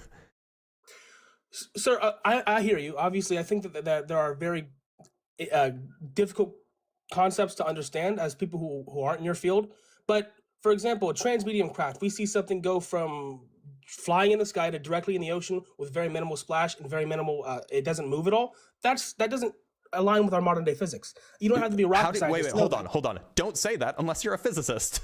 Why not? Because you don't know it's true. Yes, I do. I absolutely can you tell me the Navier-Stokes equation? No, I can't, because Can you tell me Euler's equation? About what happens when you hit the surface area of water? You slow down. It's simple. I don't have to tell you. So you don't know anything about fluid dynamics. So how can you tell me anything about what modern day physics allows? Came up with it and put his own name in this equation for an obvious thing that everyone can observe. Okay, so saying that something is not possible, saying that something is not possible according to the laws of physics requires somebody who knows the laws of physics. I understand that, but there are also some laws of physics that we can observably see, such as gravity. You can't see a law of physics. A law of physics is an equation. So you can't see physics demonstrated in real life. No, you can see physical phenomena. You are fantastic. You can see physical phenomena. You cannot see laws of physics. So you can't see laws of physics being demonstrated in reality. No, a law of physics is an equation. Okay, so here's my question to you then. What the fuck is physics worth then? What were we even studying with physics? If it has you're studying physical phenomena, and you're writing down laws and testing laws. How can you not observe it? I said you can observe physical phenomena. What you can't observe is laws of physics. Okay, fine, but those laws of physics cause physical phenomena. So what's the fucking difference? So you have to no, they don't. Well, they don't cause physical phenomena. They describe it. But you have to, in order to say that such and such a physical phenomena does not comport with our laws of physics. You have to know what the laws of physics are. Okay, so great. Did Isaac Newton know the laws of physics when he discovered gravity? Well, in a sense, he knew some of them. No, he didn't. No, he didn't. But he figured it out. Yeah. So that's my what point physicists do. It's not what politicians or random lay people do. Knowledge that everyone has given to you. Yes. Comparing yourself to Isaac Newton is a good look. Hey, if a craft comes from the sky and hits the ground and doesn't change its momentum at all, that doesn't follow conventional physics. And you don't have to be a physicist to say that. I mean, you do, because otherwise, how do you know what conventional physics is? Because I've listened to physicists. Okay, so which physicists have said this? Which physicists have said this? Sir, I don't know. Okay, I thought you said you listened to physicists. Because this exact thing I'm talking about, the Go Fast video where it hits the water. I don't know exactly which physicists I watched. This was a while ago, personally. But I can tell you right now, if this gets released, and I want to digress. I don't like MAGA. I think they're a stupid organization, but they have a chance to have the biggest scientific discovery ever. And don't let your bias against this ridiculous organization stop that. I also think that there are some other good things that this organization done. Very rarely, like I'm a big fan of the fact that they're stopping pesticides. That's great. Wait, what does this Pesticides are bad. Okay, so just to be clear, I don't know what bias you think I have. I think that all of the claims regarding UFOs, I think, are really, really blown out of overblown, and I think that nobody's presented any good evidence for any of this. So, if that's my bias, then sure, that's my bias, but that's not really I don't know. I think that that's probably actually a reasonable conclusion to come to, considering that we've gotten nothing other than essentially grainy footage, and then giant claims from people who said that I heard from a person that we have biological non-human biologics. But I mean, even if it's true that there are non-human biologics, this wouldn't be a discovery by MAGA. Sure, yeah, this wouldn't be MAGA being pro-science. But it's a big step for anybody, even my enemy, even if it's somebody I dislike, to release these files. I'm very excited about that, especially considering. And you asked for scientists, right? It just seems kind of unrelated to the topic, right? Can I mention some scientists real quick? You can mention a scientist, yeah. Let me mention the 12 scientists that have gone missing that people are talking about in the news. I don't even think that you can. I don't even think that you can name 11 because Amy Eskridge wasn't a scientist. Okay, sure. Then I'll exclude her. If you want to. Yeah. Okay. So I actually think that several of them were definitely not scientists. But some of them were. So yeah, scientists die just like normal people. But scientists who say, "Hey, I am not suicidal and I'm not going to go anywhere." Yeah, people say that too when they're mentally ill. Okay, so all of these people who are working on high, all of these people. Do you know how many people there are? Sir, you're telling me. So they're working on the highest secrecy topics in America. To be clear, they're allowed to be they're not. No, really? They're not. They're not. I mean, nuclear physics. They're not working on things like nuclear physics isn't highly so. Amy Eskridge wasn't working on anti-gravity, right? This is. Then what about the other? What about the other 11? So the other 10. There's 11, or there's 10, not 11. So okay, let's look at this, right? I pulled this up in Snopes. You said there was 12. And I didn't agree that there's 12. There's 11 that the news was reporting on, unless there was one that was new that was yesterday. Okay, sorry, there was. Then maybe that's my fault. So okay, so here's what we have. This started in 2011. This is Snopes, by the way. So we have Mywald died in 2024, and according to his obituary, he dedicated many years at JPL, where his expertise and leadership were instrumental. No cause of death was cited. Working at JPL isn't top secret. Lots of people work at JPL. They publish scientific papers all the time. There's nothing scientific. There's nothing top secret there. And if there was something top secret, you wouldn't know about it. So Absolutely. So we wouldn't know that it was top secret. Then we have Reza, who went missing in June of 2025 while hiking. Reza's LinkedIn page listed her as a 37-year employee of Aerojet Rocketdyne, which is it's like a rocket company. So she was an engineer, like at an aerospace company. Can I tell you why I not think a scientist? Can I tell you why we I have think Hicks, that's who died of arteriosclerotic cardiovascular disease, which is a normal thing to die for. He worked at JPL. We have McCasland, who was an Air Force general. Doesn't seem like a scientist. Then we have at Los Alamos National Lab. Why are we just skipping past anybody who's not a scientist? It still matters if they went missing. Well, these aren't, because you said that there were 12 scientists. Well, it's either, that's if you're just referring to a retired Air Force general, why are they on a list of 12 scientists? Sir, if it's an Air Force general, can't they work on scientific things as well? Look, was this person a scientist? Yes or no? Was he? Apparently not. You just made a good point, right? If something is top secret, we're not going to know about it. So if someone was working on these things, we're not going to know about it. Yet this person claims to be working on these things, was connected to the community, was whistleblowing about it, and then disappears. That's a problem. But wait, hold on. There's no. Can you find me claims that McCasland was a scientist somewhere? I can tell you that he was working on things. That's what. Also, that's what by the way, his wife said Neil does not have any special knowledge about the ET bodies and debris from the Roswell crash stored at Wright Pratt. Though at this point, with absolutely no sign of him, maybe the best hypothesis is that aliens beamed him up to the mothership. However, no sightings of a mothership hovering above the Sandia Mountains have been reported. So his wife saying is like, saying that this is like not true. That like he didn't have any special knowledge about this stuff. Okay, sure, but do you understand, like, we can go look up Neil McCasland if you want. Do you understand the wording of that? How she says Roswell and Roswell only? That's not what anyone's worried about. People aren't worried about I'm pretty Roswell. sure that it was. Okay, so we're looking up Neil McCasland, by the way. Oh, this is the wrong guy. We want. No, that's the right guy. No, because he's still alive. Oh, wait. Oh, no, he disappeared. I'm sorry. No, I'm sorry. Yeah. No, you're right. This is the right guy. Okay, so he was an airman. He got a Bachelor of Science degree in astronautical engineering, so he was an engineer. He got a master's degree in aeronautical engineering. Okay, so he wasn't a scientist. Okay. He's still an engineer. Engineers aren't scientists, so why was he labeled as one of 11 scientists? Because an aerospace engineer is just as valuable in this scenario. Okay, but then why are they lying? Why don't they call them engineers? Why do they call them scientists? Because it's a headline. Do you want them to write why every one of their names as well? Why did you call them scientists? Why do I call? Because I'm reading the fucking headline. So you just don't know these things then, I guess? You just like aren't because well informed? I personally believe that an aerospace engineer is just as valuable, if not more valuable. It's not about how valuable they are. It's about what they are, and you're uninformed about it. Why do you care? I care about what they bring to the table, their value, and why they're disappearing. Because if somebody is posting conspiracy bait and there's something obviously wrong in it. If somebody is not a scientist, you think they're an idiot. Flounda, cool straw man. My point is that if something is so obviously wrong as to call somebody who doesn't have any connection with science a scientist, and instead calls him an engineer, and calls him a scientist despite being not a scientist and instead being an engineer, then I'm not going to trust the conspiracy bait because it already got something obvious wrong. So do you think that we could have gotten to the moon without engineers? No, and I think that engineers are perfectly valuable. The claim is not that they're not valuable. The claim is that they're not scientists, and calling them as such is conspiracy bait. In this scenario, when we're dealing with unique technology that nobody really knows how to deal with, you have to be a slight, you have to have at least a good understanding of what you're dealing with. To be clear, nobody's saying, like, we have no evidence that this is actually the case.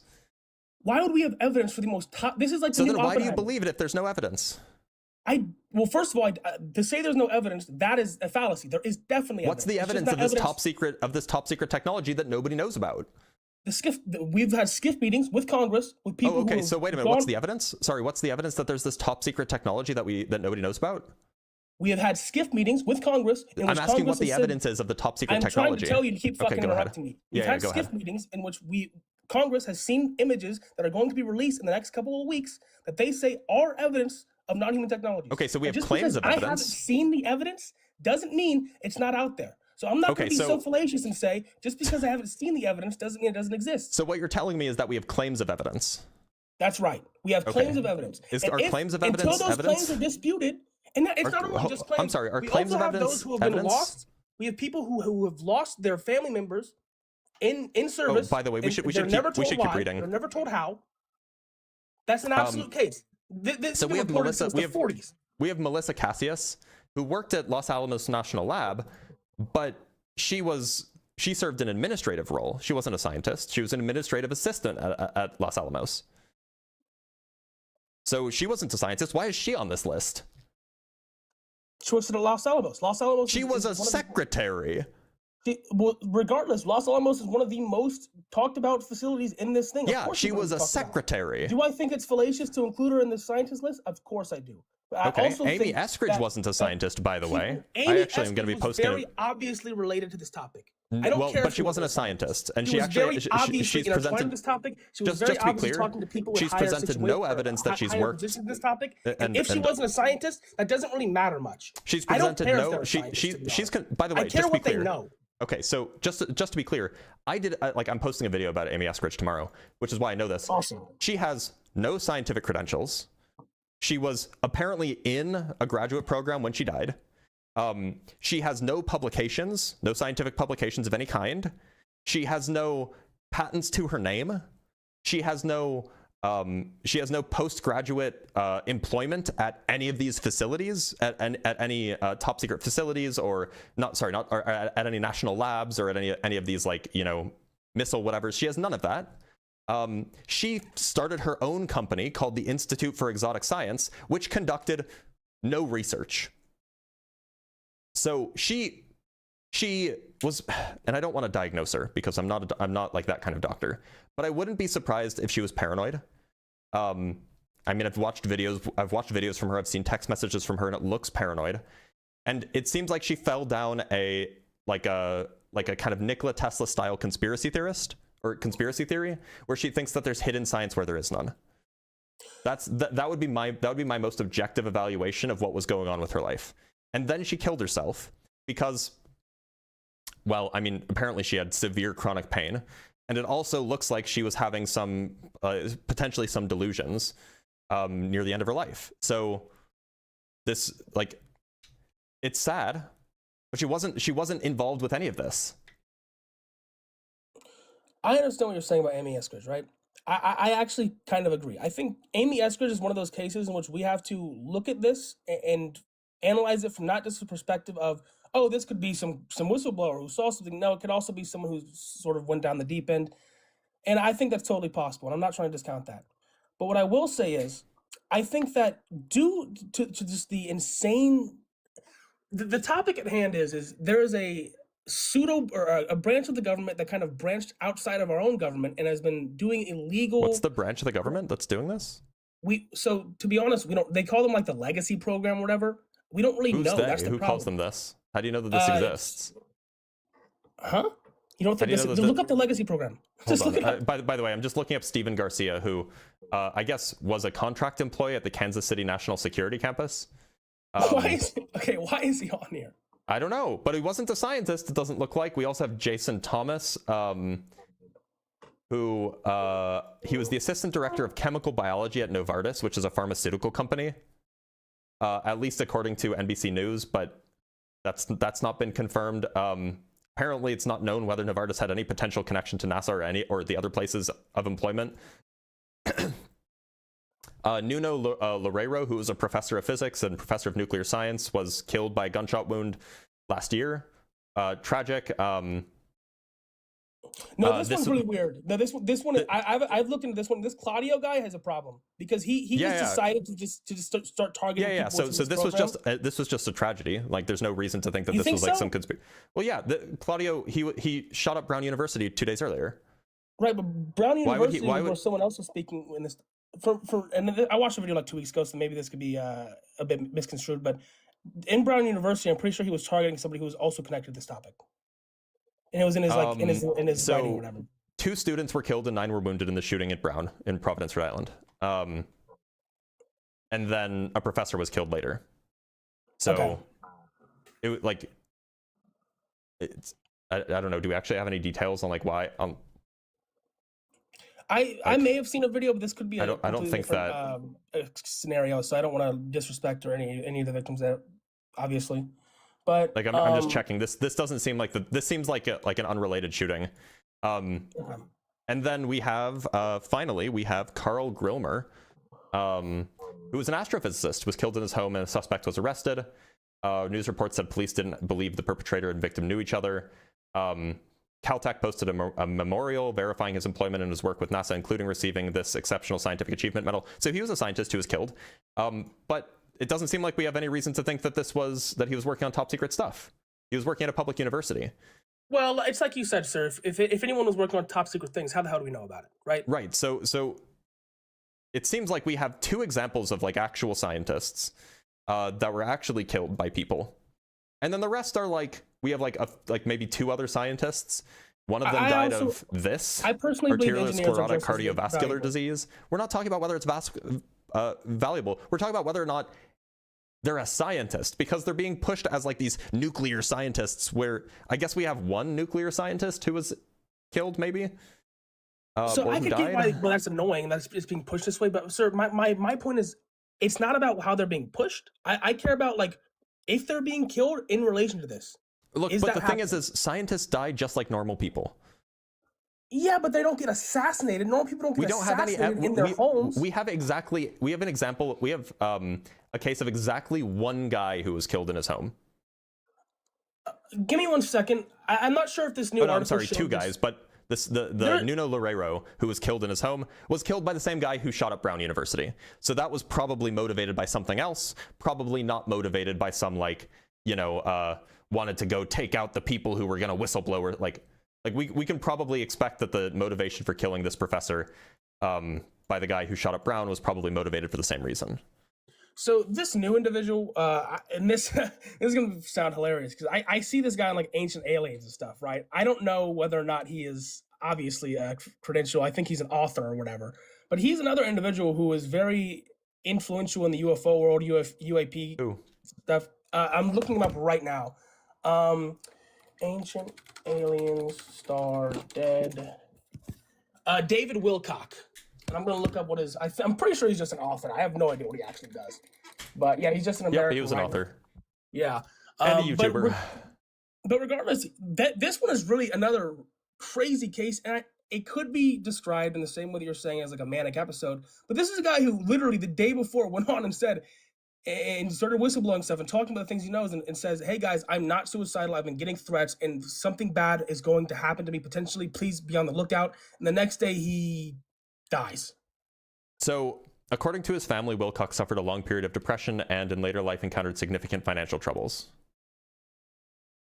It also seems like he predicted that he was going to kill himself, which would make sense if he was planning to kill himself. I don't know. I just think that all of these things happening at the exact same time. Also, he wasn't a scientist really at all. He was a YouTuber and a live streamer. Yep, totally. But I still think it's these people who are being... Why are you lumping this guy in with scientists and researchers? Because people who interview scientists and researchers are valuable too. Journalists are valuable too. And people who can get information out to the public are valuable. But here's the thing. Once you start saying that, oh, these people should be lumped in as well, you're broadening the net of people who could be included, which is fine if you want to do that. But then you have to recognize that as the net gets broader, the number of people who, like, people do kill themselves, right? That's a real thing that people do. Totally. The people who actually kill themselves will increase as you broaden the net, right? Totally. I think that if you're willing to include, like, journalists and authors and live streamers, I'm sure you could find tons of people who killed themselves. I agree. And I think that the more you broaden that net, the more conflated this will become. But I also think it's important to say, well, in this scenario, we have people who are talking about a potential high top secret problem in America, and they're disappearing. And there are people who are saying that they're not going to disappear. What do you mean they're disappearing? We have 12 people who died. Right, but not all of whom were scientists. 12 people who died over the course of 5 years. This story broke last month, and it started out like no, it didn't. This has been going on since 2022. Yeah, but the story broke last month. It got big in like last month, right? And it started at 8, and it's gone up to 12, and it's gone up to continue to rise. Look, people have been talking about this since 2022.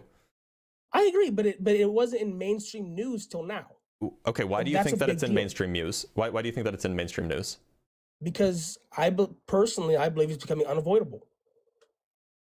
Apparently, the origin of the conspiracy theory, I guess it kicked off this year with William McCasland, who was McCasland was a big one. It's because he died this year that people were like, oh, but all of these other times that the people, like 12 people dying or disappearing in 5 years. Do you know how many people die in that long? Like, do you know how many people just die? Like in the United States alone, how many people die in the US every year? Let's look this up. 3 million. So since 2022, because I guess that's how far back this goes. Actually, let's just double check. I think these weren't weren't people who were old. These aren't people who. These are wait. To be clear, some of them were. Okay, so some of them. So the first one goes back to 2021. So over the course of 5 years, that'd be 15 million people, right? And so we're talking about somebody who is 78, somebody who is 34. This is Amy Eskridge.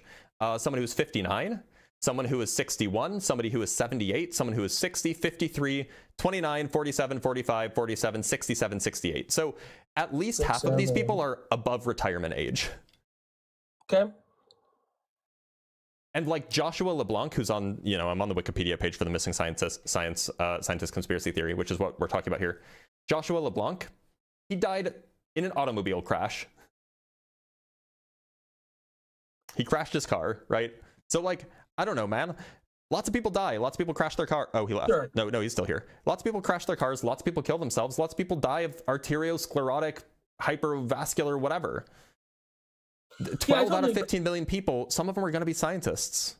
I totally agree that like people can die in any number of natural ways. But I do think it's an important question to ask, well, are these people safe? Like if this is a real phenomenon, if these people are really working on these things, number one, are these people actually safe? And number two, are these deaths truthfully like a problem? And I think that's what I think. I mean, they're tragic, but they're not a problem. But I think it's a good question to ask. I think that some of the things that have happened to these people are worth asking questions. For example, I think that's what the cops did. I think the David Wilcock thing is a bit more ubiquitous than you think. Like you say he predicted his own death, but the day before he was saying tomorrow's not the day. Tomorrow's not the day. Like he went on this big live stream rant, and maybe you could say he was going manic. And I know that does happen a lot, by the way. And especially for people in the for people that are having like a I don't want to say like a mental breakdown, but for people who are really struggling, like that kind of thing happens a lot. So would you be able to explain to me, please? You're making a video on Amy Eskridge. Why do you think that she is so discredited? I know she's not a scientist. She's not a scientist. She has no record of doing research. She has no patents to her name. She has no publications to her name. As far as we can tell, she has a bachelor's degree in she has she double majored in college in biology and chemistry, which would mean that she has no reason that we would have no reason to think that she has any knowledge about gravity, even though she claimed to be working on anti-gravity tech, or she claimed to be interested in anti-gravity tech. So what major do you think people would do for anti-gravity tech? Physics, obviously. Mm-hmm. Physics. Engineering as well, right? No, not necessarily. Because engineering, well, no, I mean, like, you would need to develop, like, the actual science first. Because the science doesn't even exist, right? There's nothing to build if you don't have the science. But anyway, yeah, I mean, if you could do it. The point is that people are freaking out over this. She had chronic pain, right? She was, like, from her text messages, she was clearly paranoid. And whether or not that was because of a medical condition that she was paranoid or not, like, she clearly was paranoid. And, paranoia, whether or not it's justified or not, is a severe strain on your mental health. So, was she paranoid, or was she actually being targeted? That's the question. You can be paranoid and have that paranoia be justified, but it's still paranoia. But to be honest, I think that contextualizing paranoia like that, for me, it becomes less of a paranoia, more like, oh, you're being like caused to act this way. You're being but my point is I'm not saying that perhaps it's not, like, if it's true, if all of the things that she said were true, which they're not, but if they were true, then she'd be justified in this paranoia. But that causes huge mental strain, right? Certainly. And so somebody killing themselves when they have chronic pain, when they're having like these hugely stressful things, it's just not so surprising. I agree. So it's sad, but it's not surprising. My point is this. I'm not in the same boat as other people are, where I'm like, oh, they sent in some men in black to take her out and then cover it up. I don't really believe that. But what I do believe is, if there are people out there who are actually actively spreading secrets, they're probably manipulating their lives in a way that makes it like way too overwhelming for them. And it's probably just a very subtle, like make them a little paranoid, make them think that they can't go to bed at night, safely. Little things like that can cause people to break. And I think that if like we said, if this did happen and the claims that are being made are true, that's probably how they did this. It's not like some secret operation. They just made her life suck. That's the speculation. Yeah, that's the claim. But we don't have any evidence that this is the case. That's right. And I guess, so the only point that I wanted to kind of come on here and make today is, I agree. I think that MAGA is entirely anti-science, but luckily they're so anti-science and they're so stupid that they have a chance to bring forth one of the greatest scientific discoveries in the world. It just takes, if these claims are true. And if they're not, it's also a great scientific discovery, because we're going to get this aliens.gov and we're going to get these 46 images. And if they all get debunked, we can stop worrying about this stupid stuff. I would just not hold your breath. Yeah.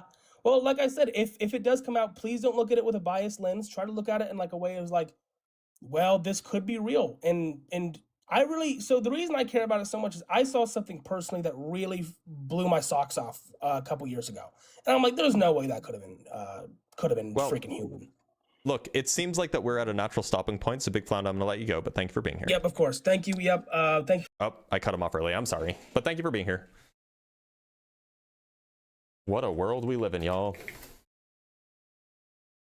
All right, let's read some super chats and we'll move on to our next guest.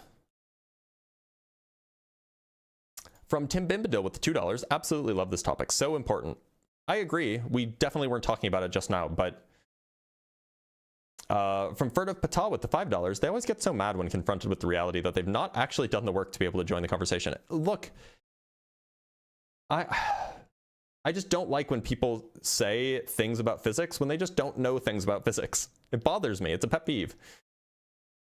From Blancs with the $5, literally just like Flat Earther yapping about fisheye lens with zero photography knowledge. Yeah, it's the same thing.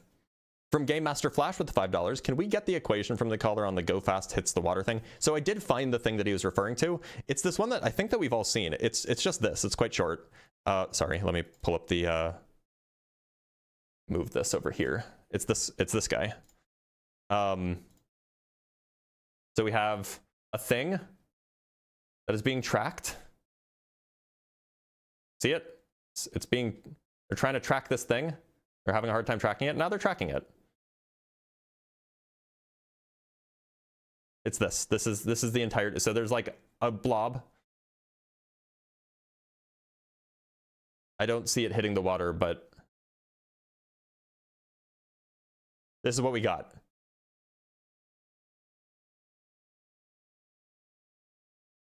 Which, I don't know, is that compelling to you guys? From Variant with the $2, Newton explained his claim instead of demanding it. Yeah, that's a good point too. From Virtuous Path with the $5, as someone who works with pesticides, I bet this caller can't name a single pesticide and why it's bad. That's fair. Yeah. All right, let's bring up our next guest who is Yin.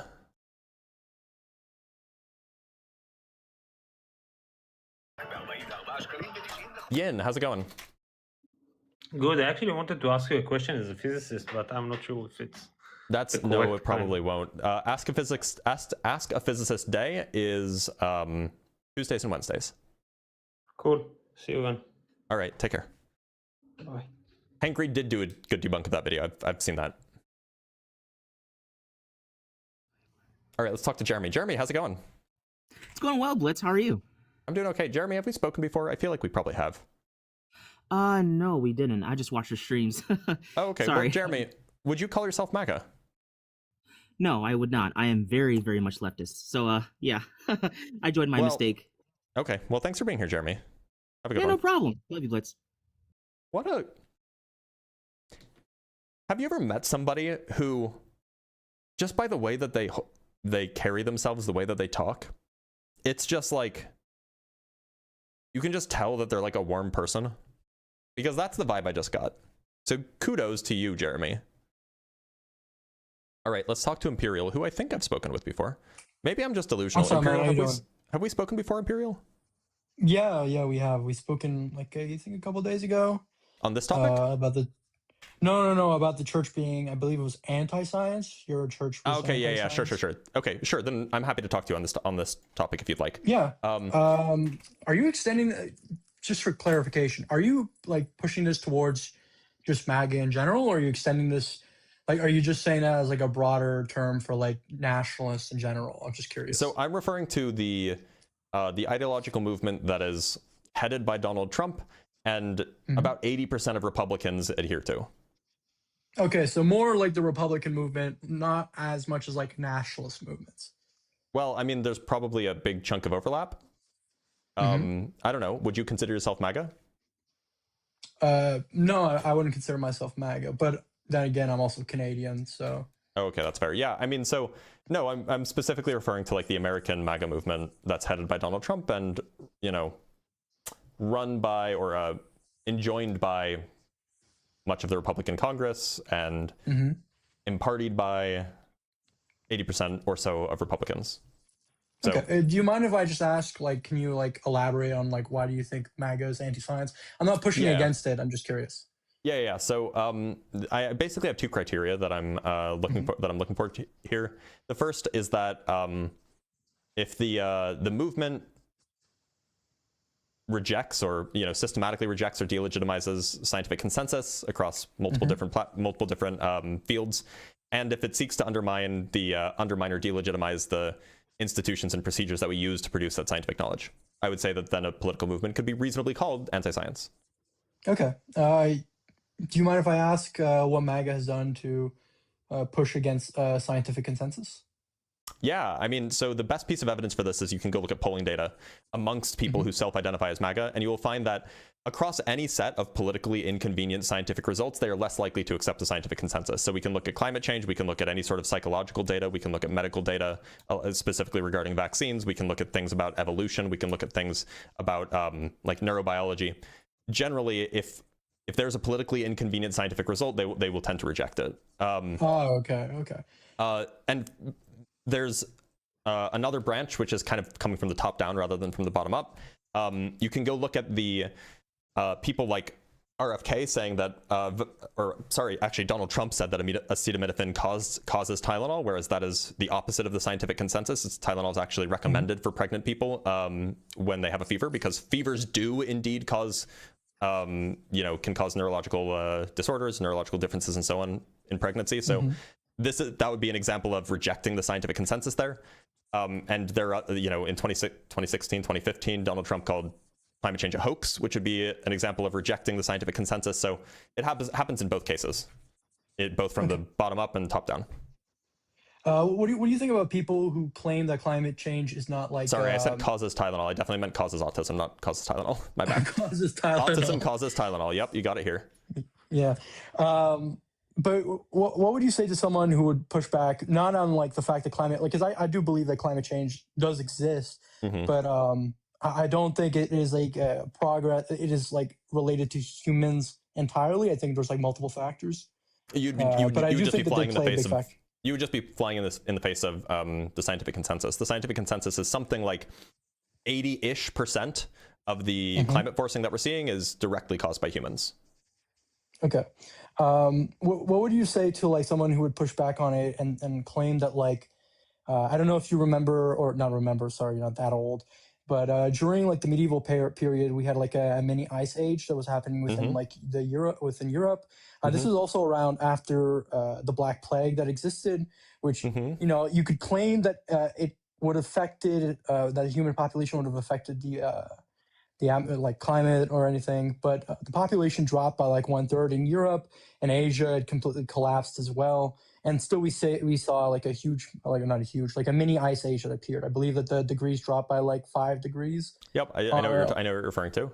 Yep. I don't think it's I don't think it's called the mini ice age, and I don't remember what years it is, but I'm familiar. But but is your question what caused it, or?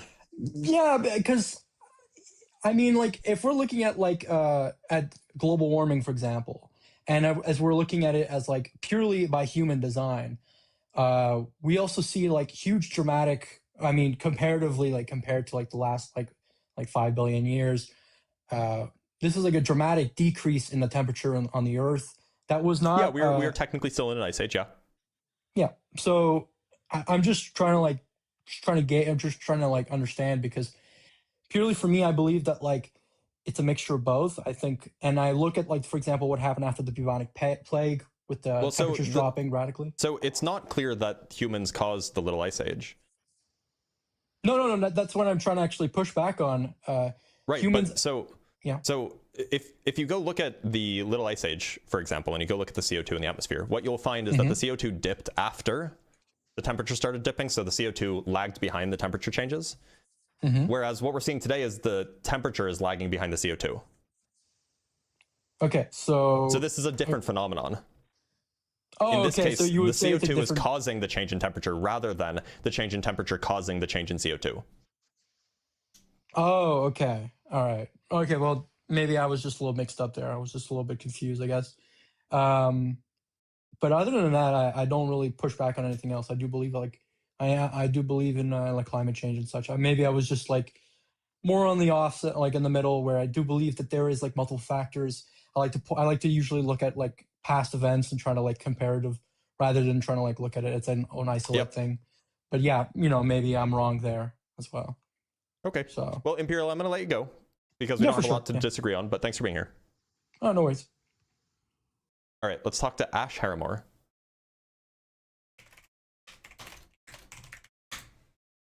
Ash, how's it going? Ash? Ash? I didn't mean to come up. Oh, okay, you're good. Thanks for being here. All right, let's talk to Rin. I think I spoke. Rin, did we speak yesterday or?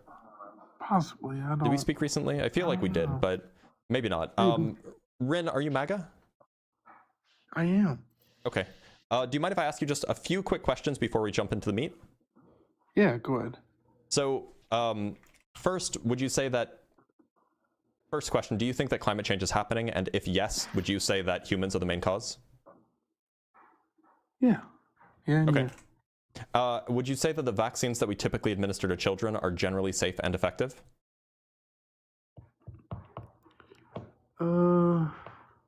Yeah. Okay. And would you say that humans evolved from non-human ancestors? Yeah. Okay, cool. The claim in the background is MAGA is anti-science. Now, I mean something very specific when I say that here. What I mean is that as an ideology, the political movement that we call MAGA rejects or delegitimizes scientific consensus across multiple domains. And furthermore, the political ideology seeks to undermine the institutions that produce that scientific knowledge. Would you say that that is so I've basically given you a definition of what I mean by anti-science. Would you say that that is a fair definition? That's valid. So would you say that MAGA matches that definition? I mean, I don't see how it wouldn't. How it wouldn't match the definition. Okay, well then it sounds like we agree. How it wouldn't match the definition? Yeah, you don't see how it wouldn't. That means that you see how it would. Maybe I'm a little confused. Okay, do you think that MAGA matches that definition or not? I mean, I would say so. If it matches that definition, then MAGA is indeed anti-science. Oh. I guess I get it. I'm only, honestly, if I'm being real, I'm only MAGA, so I can, it's a weird thing. It's like when I wear the hat, it's the only way I can hook set a bass. Rin, no! He got me! He asked the same, I did talk to him yesterday. He came up yesterday and asked for help on hook setting a bass. No! Alright, he got me. He got me good. The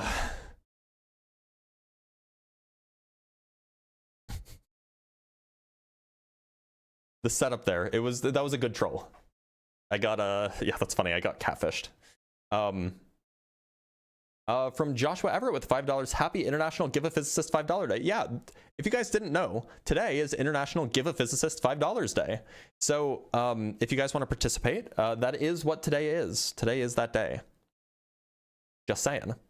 I'm echoing? Shouldn't be echoing. I'm only seeing one thing. Anyway, so currently, oh no, we have a guest. Forsaken One, how's it going? Forsaken One, you there? Yes, I can hear you now. Sorry, Great. I accidentally joined. My bad. Oh, okay, no, you're good. All right, so I lied that we did have a guest. We don't have a guest. National Physicist sounds like you got enough money day. Fair enough. Fair enough. So it looks like that we have you're a physicist too, so count us even. Fair. It looks like that our guest box is currently empty. So if you're MAGA, if you think that MAGA is not anti-science, if you think that MAGA is pro-science, or if you think that MAGA is neutral on science, and you are MAGA, feel free to join in the box. It seems like that there are, or there at least were, a lot of people who disagreed earlier from YouTube. If you want to join from YouTube, the link to join the conversation is right above my head. It's just a Discord link. Nothing sneaky going on there. I'll just drag you in for a conversation. We'll have one. So consider it. Otherwise, I'll just happily talk to chat. I mean, we do have another 50 minutes or so. Ooh. They did all get scared of me. Also, I think it's pretty hard to defend. Request option is off on TikTok. I don't think it is. It's probably pretty hard to defend right now, considering that Trump just like deleted the NSB.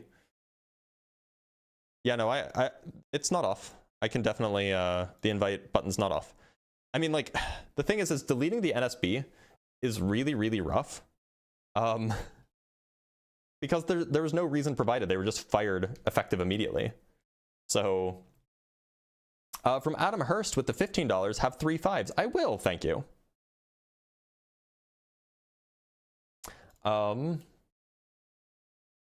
So this guy wanted the Paris Accord to go through, which was just America tying their hands behind their back, not allowed to produce their own energy while other countries like China did whatever. China is actually leading in green energy, which is really cool. In case you didn't know this.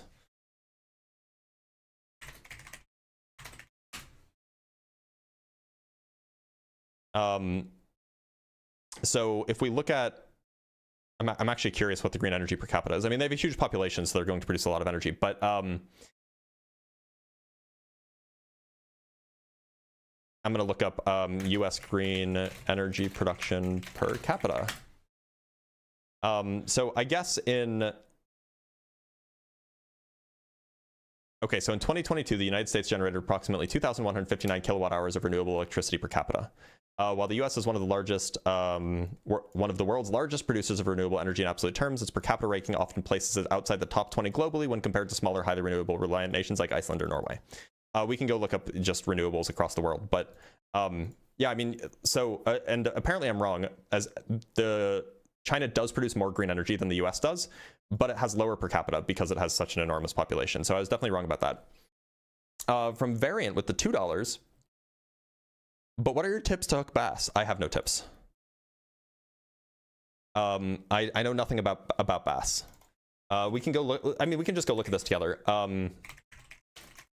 We can go look at green energy production by country. There's a nice chart on Wikipedia. Let me pull this over. And we want to look at renewable. So here is the total renewable energy. This is, we can go look at the source if you want. Source at the bottom.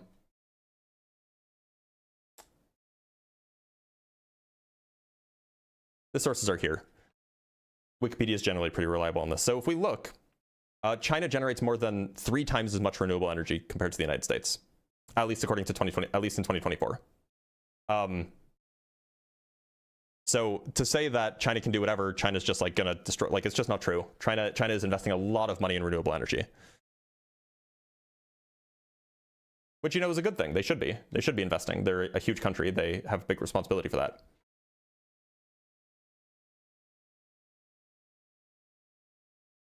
But in fact, that's not even the background here. The background here is not we should be doing XYZ. This is a non-normative, I'm not making a normative claim, I'm making a descriptive claim.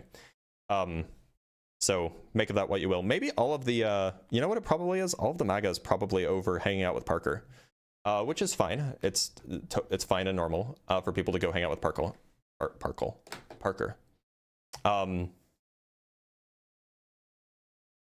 But yeah, we currently have nobody in the guest box. So, oh no, we have Schmeldon Schmooper. I'm gonna take a wild guess here. Schmeldon Schmooper, are you MAGA? You gotta unmute yourself. Sorry. Yeah, I would call myself ex-MAGA, but I still think the MAGA crowd is not really anti-science. They just think like they just don't think about science at all. I mean, if they didn't think about science at all, they wouldn't agree with cuts to the NSF by 50%. They wouldn't. Like, I think the main reason why they try to defund universities. It doesn't sound like they just don't think about it. Like, I think it's more like they want to get the budget back on on a reasonable level, and that's why if that was true, then why would they be proposing an increased budget for the year? It's probably because Trump changed his mind, but I could be wrong though. He did the same thing last year. He also proposed a higher budget last year as well. No, it has nothing to do with trying to get the budget under control. Okay. Is there maybe a reason why he wants to increase spending to get more taxes out of the? Because it disagrees with it, like the science that's done often is politically inconvenient for him, and we actually have not a direct quote, but we have a nearly direct quote of that being said. I can go find it for you, specifically with regards to the National Center for Atmospheric Research. We have a quote from his administration. So the National Center for Atmospheric Research was one of the largest. I think it was the largest atmospheric research lab in the United States, and it was being shut down because let me see if I can find the quote.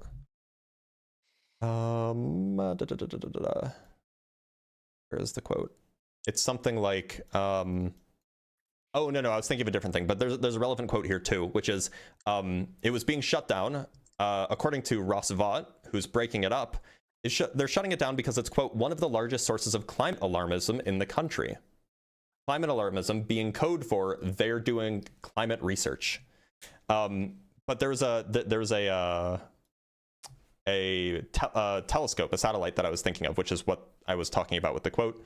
A satellite that investigates CO2 or that measures CO2 levels in the atmosphere is being was being decommissioned in 2025 because, quote, because the telescope's goals, quote, did not, well, and here's the quote, align with the president's agenda and budget priorities. So this is politically motivated, not scientifically motivated.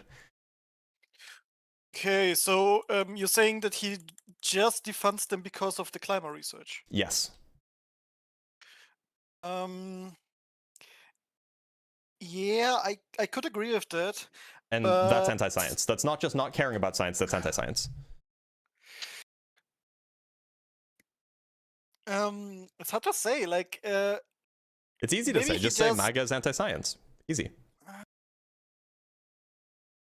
Like, I think they're anti-climate science. I don't think they're completely anti-science. Like, maybe if you give me, like... why are they trying to cut the... Why did Donald Trump's team, I don't know if Donald Trump did this directly, but why did the Trump administration fire the entirety of the National Science Board yesterday? Good question. Did they say anything against him? Maybe it's a ego thing? They are... 8 of them were appointed by Donald Trump. Ooh. They're just scientists. That sounds bad. Like, oh, it is really bad. Yeah. Like, did he give a reason, or did he just fire them? Effective just immediately. Your position is, or I can go read the quote if you want. Let me see if I can find the relevant quote. I just don't want to read it off of Google's AI, so I'd rather go pull up the actual source. Yeah, so here's the entirety, or here's the email. On behalf of President Donald J. Trump, I am writing to inform you that your position as a member of the National Science Board is terminated, effective immediately. Thank you for your service. Oof. That went to every single one of them. Like, I just can't believe that he just does it to be anti-science, like, at all. Like, it's science is politically inconvenient for MAGA. It's just politically inconvenient. Like, yeah, I mean, like, as an example, if all of the science says that, you know, that climate change will cost the United States $150 billion per year for the next 50 years, if that's what the science says, but he doesn't want to spend money on climate change or on green energy because he has, you know, the like, you know, coal and gas have their he has their hands in the, what's the idiom? He's being, you know, politically lobbied strongly by the coal and gas industry. Then that's politically inconvenient that if the science is reporting that. So shut it down and maybe science won't report that anymore.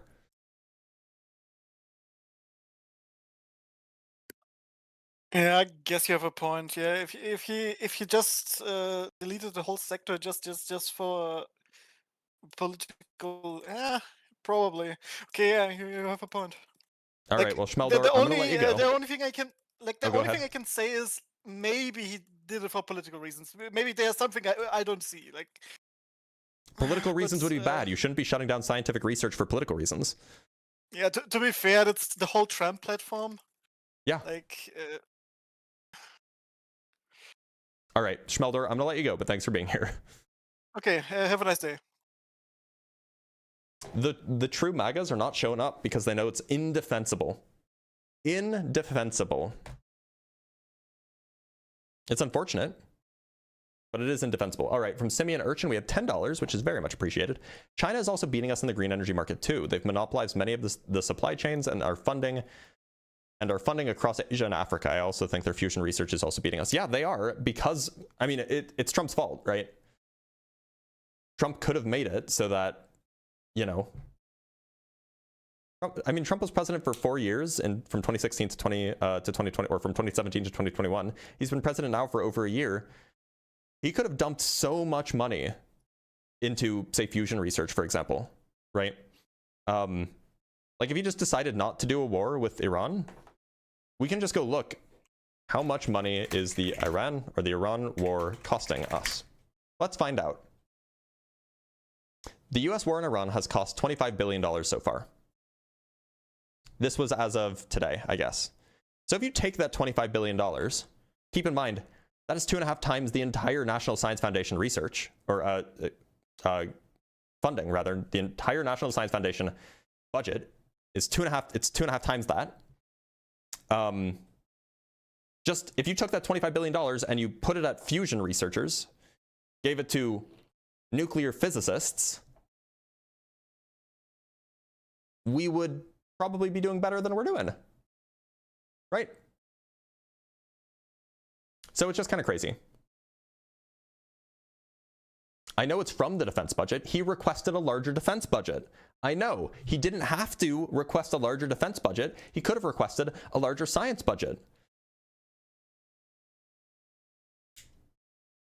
All right, let's talk to Opajax. Opajax, how's it going? I'm sorry, bud. 1 minute. Okay.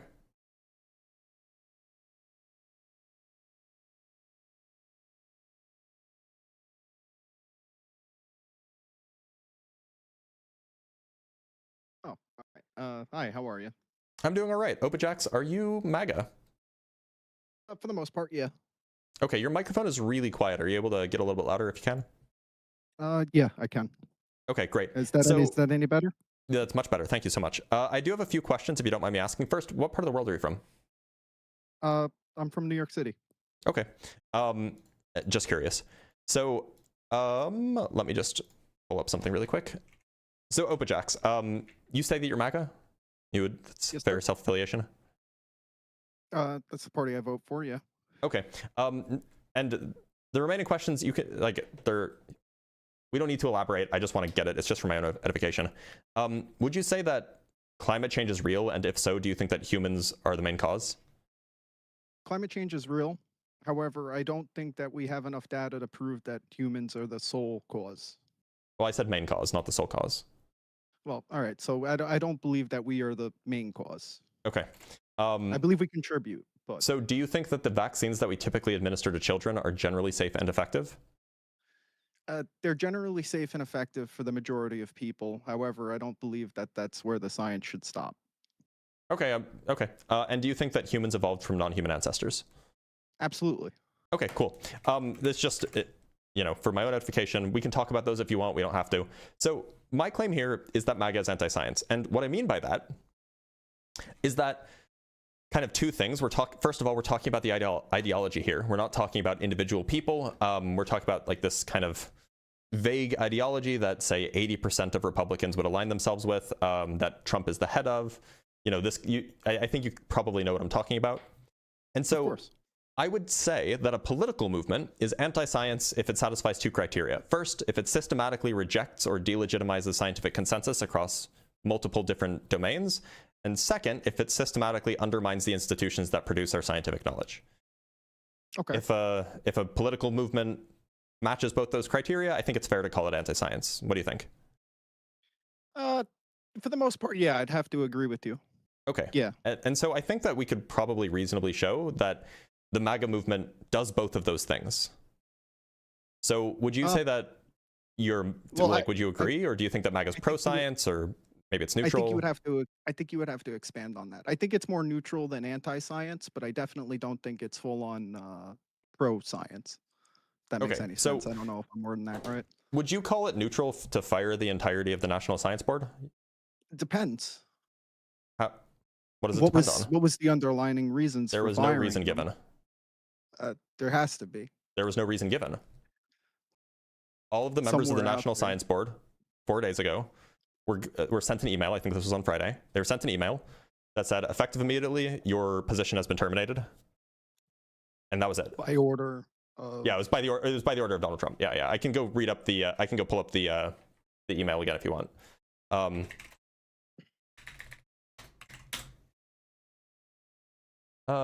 So this is coming from the American, or this is coming from science.org, which is it's a reputable source. So the email said, so we have, on behalf of President Donald J. Trump, I am writing to inform you that your position as a member of the National Science Board is terminated effective immediately. Thank you for your service. Was there any stated reason for the? Nope. No reason given. No. All right. Well, I could think in the past that public statements that Donald Trump has made, he said publicly that he wants to make the government-funded scientists go work in the private sector. I think that was one of those things. Has privately funded science ever been an effective way of doing a large-scale science? Well, depends on what you mean by that. What I mean is historically, what is the cause of the United States' scientific dominance in the last 70 years? Venture capitalism. You think so? Can you give me examples? Bayer aspirin. Do you think that Bayer is based in the United States? No, they're a German company, obviously, but that's okay. So that's why I was asking about scientific. I was asking about American scientific dominance. So, and you gave me an example of a German company. All right, American scientific dominance. Yeah, because America, at least up until perhaps 5 years ago or 6 years ago or whatever, the United States was widely regarded as the scientific mecca of the world. I don't think that's true. Oh, it absolutely is. No, we're the particle colliders. Up until 5 or 6 years ago, the top research universities, like the top 50 research universities in the world, like more than half of them were in the US. Okay. And so you're saying that we've slipped from that dominance in the last 5 years? And that the sole cause of that slip of dominance is due to Donald Trump and the MAGA party? To an extent, certainly. What we do know is that the number of applications of scientists applying for university positions in the United States that are foreign has decreased since Donald Trump has come into office last January. And the number of American scientists applying to foreign universities has increased since Donald Trump came to office last January. So what we're And seeing actually is we're seeing an inversion. Typically, there would be more applicants coming from outside the U.S. trying to come into the U.S. to work as scientists. It's flipped. Okay. All right. So I would like to just talk about the political leanings of the people that are going into these fields. Obviously, of the scientists. You call yourself, you call yourself a doctor. I don't know if you do have a doctorate. I'm assuming you do. I do. And I'm assuming your political leanings are left, right? Yep. I think the consensus on the majority of the people that fill that criteria of wanting to be scientists and stuff lean left. And I think a lot of those people that lean left do not want to associate with the United States, nor do they want to associate it with anything that Trump is doing. Then why is it the case that prior to 5 years ago, or actually prior to last January, the number of applicants the number of people trying to enter the United States, scientists trying to enter the United States to work as scientists in the United States, was higher than the number of American scientists trying to leave? Well, you said 5 months ago? No, last January. So this flipped. This flipped within months of Trump taking office. Right, and you can't draw the correlation between Trump being the president and that being the case. Like that doesn't seem that far-fetched to me. What we can draw the correlation with is that within months of, and I think that this was even within 2 months of Donald Trump taking office, he cut thousands of scientific grants. Or rather, his appointee to the National Science Foundation just cut thousands of scientific grants. Right. All things that he stated that he was going to do. And started a fight with Harvard, right? Right. And forced seven universities to bend the knee because their funding was at risk. So what you're talking Donald Trump about coming into office within related months to science. I'm explaining my point. Within months of Donald Trump coming into office, he made the ecology in which scientists operate very, very hostile to scientists. That's subjective. It's not subjective. We have the objective data that shows the number of applicants raised after this happened. A hostile environment is subjective to the individual. What you consider hostile and what I consider hostile to scientists. Two different things. Hostile to scientists is something that we can certainly measure. We can measure because we can see how many scientists were trying to leave because of these actions, right?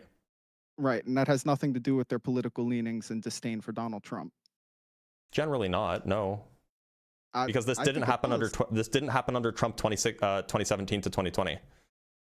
Donald Trump in 2016 versus the Donald Trump that we have now are two different fucking people. Oh, sorry.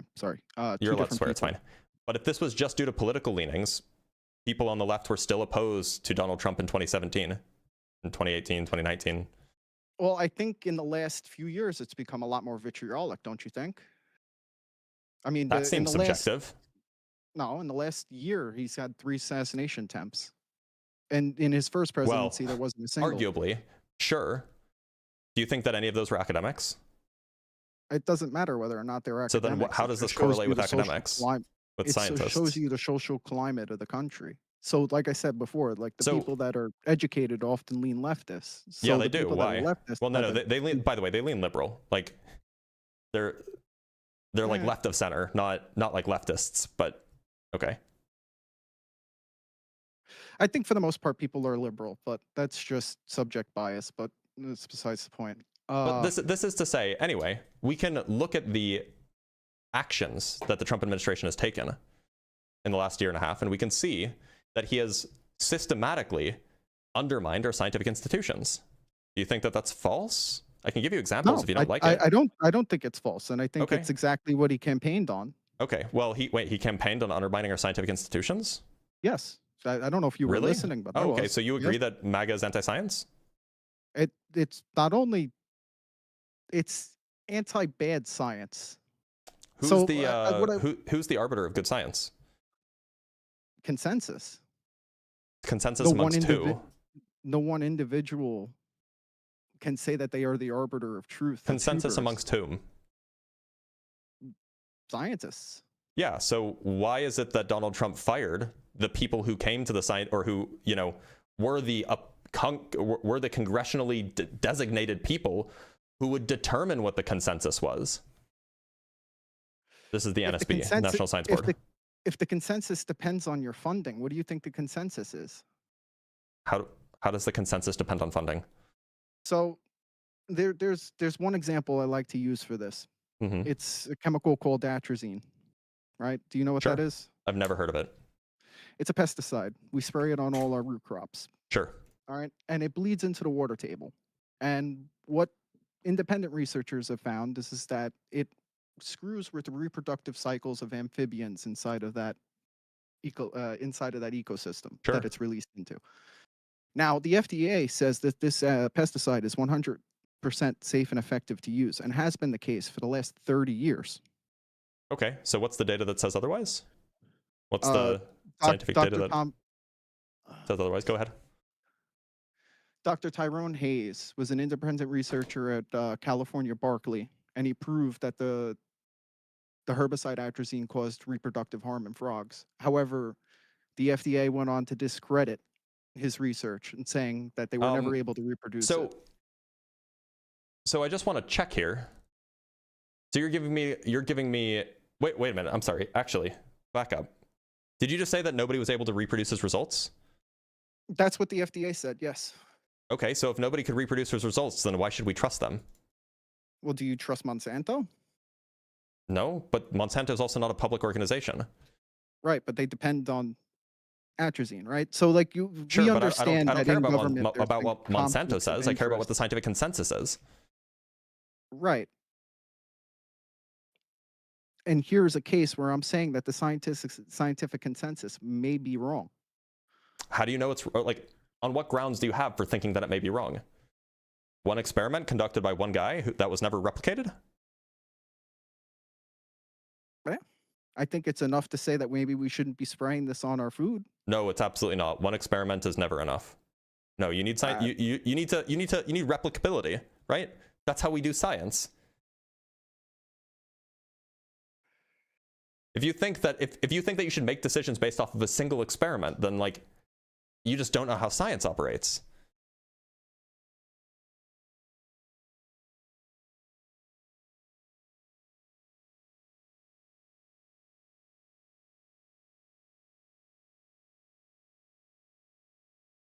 You there, buddy? Yes, hold on. I'm sorry. I'm reading PMC.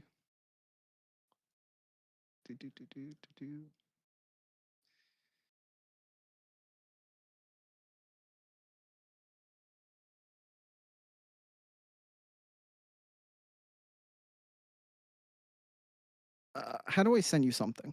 Oh, wait a minute. Hold on. Hold on. Sorry. I just have to. I just made a connection. Is this the shit that's turning the frogs gay?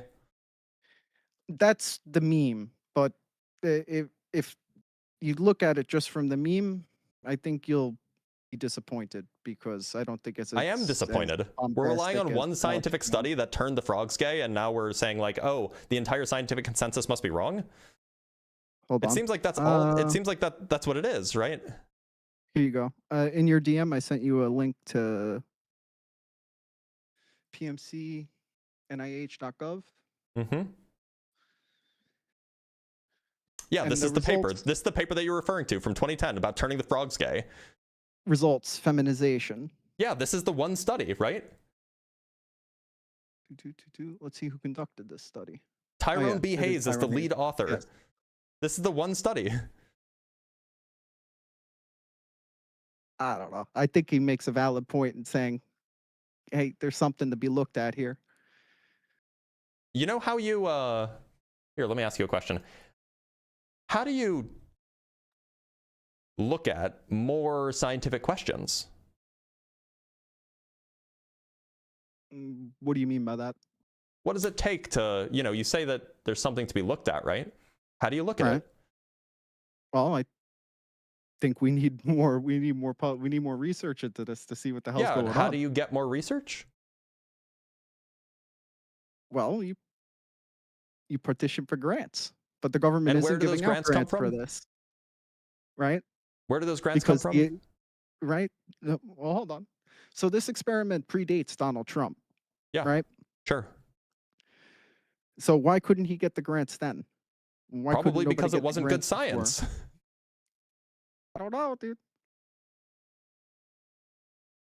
I mean, But you're a it sounds like physicist. You're like not- what you're interested in is you want to increase funding. You think that it would be good to increase funding, right? Yes, I think generally yes, but the And point yet, I'm trying to make here it seems is like you're that okay with government- funding being cut in government- half by the NSF. Right. The point I'm trying to make from this is that the FDA says this is safe, right? The FDA funded researchers say that this is safe. Yeah, and it seems like you have one They piece of also said evidence. Teflon was safe. So We know that Teflon is not. So it seems like we have one piece of evidence, one scientific study that says it's not safe in frogs, anyway. And then it seems like that we could probably go find. By the way, I think that this is the EPA, not the FDA. And we can find data that says, like many experiments that say otherwise. So the scientific consensus is that it's apparently not an issue. Right, but there's no conflict of interest between the people that hold those positions and the companies that manufacture these herbicides, pesticides, chemicals. Like, there's no conflict of interest at all. The whole point of publicly funding science is to remove conflicts of interest, because then you're not being funded by private companies. Not the case. Okay, It you is know what? You know what's a observably better not the example? case in So the last 50 years. Can you give me an example of publicly funded? If you Teflon. can, Teflon. Okay, so what's the study on Teflon that the public funded that was corrupt or something? Well, originally they said it was all safe and good. They put Teflon on everything. And now what And changed? what did we find out? And how did we later find on? that out? Tell me.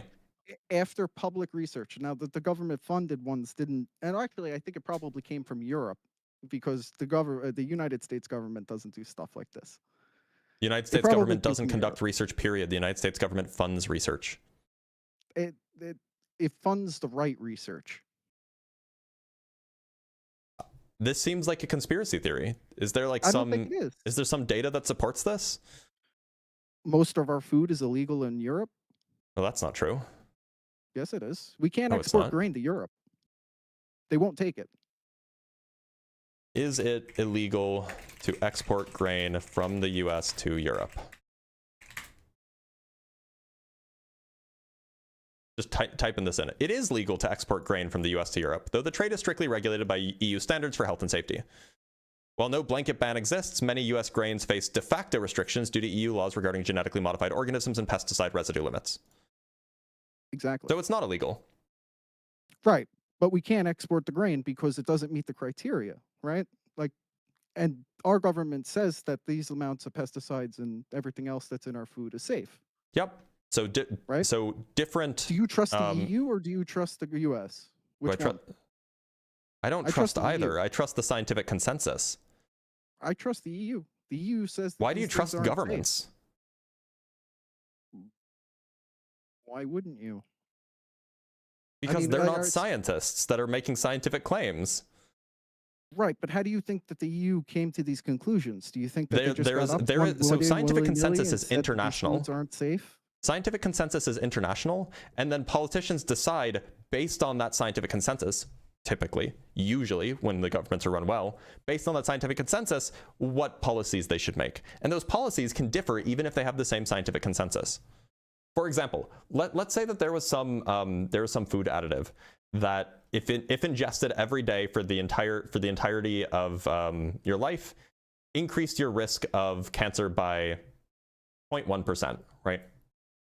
One government might say, okay, that's a small enough risk, we're not going to worry about it, we're going to let it be legal. And the other government might say that's too big of a risk, but it's based on the same data.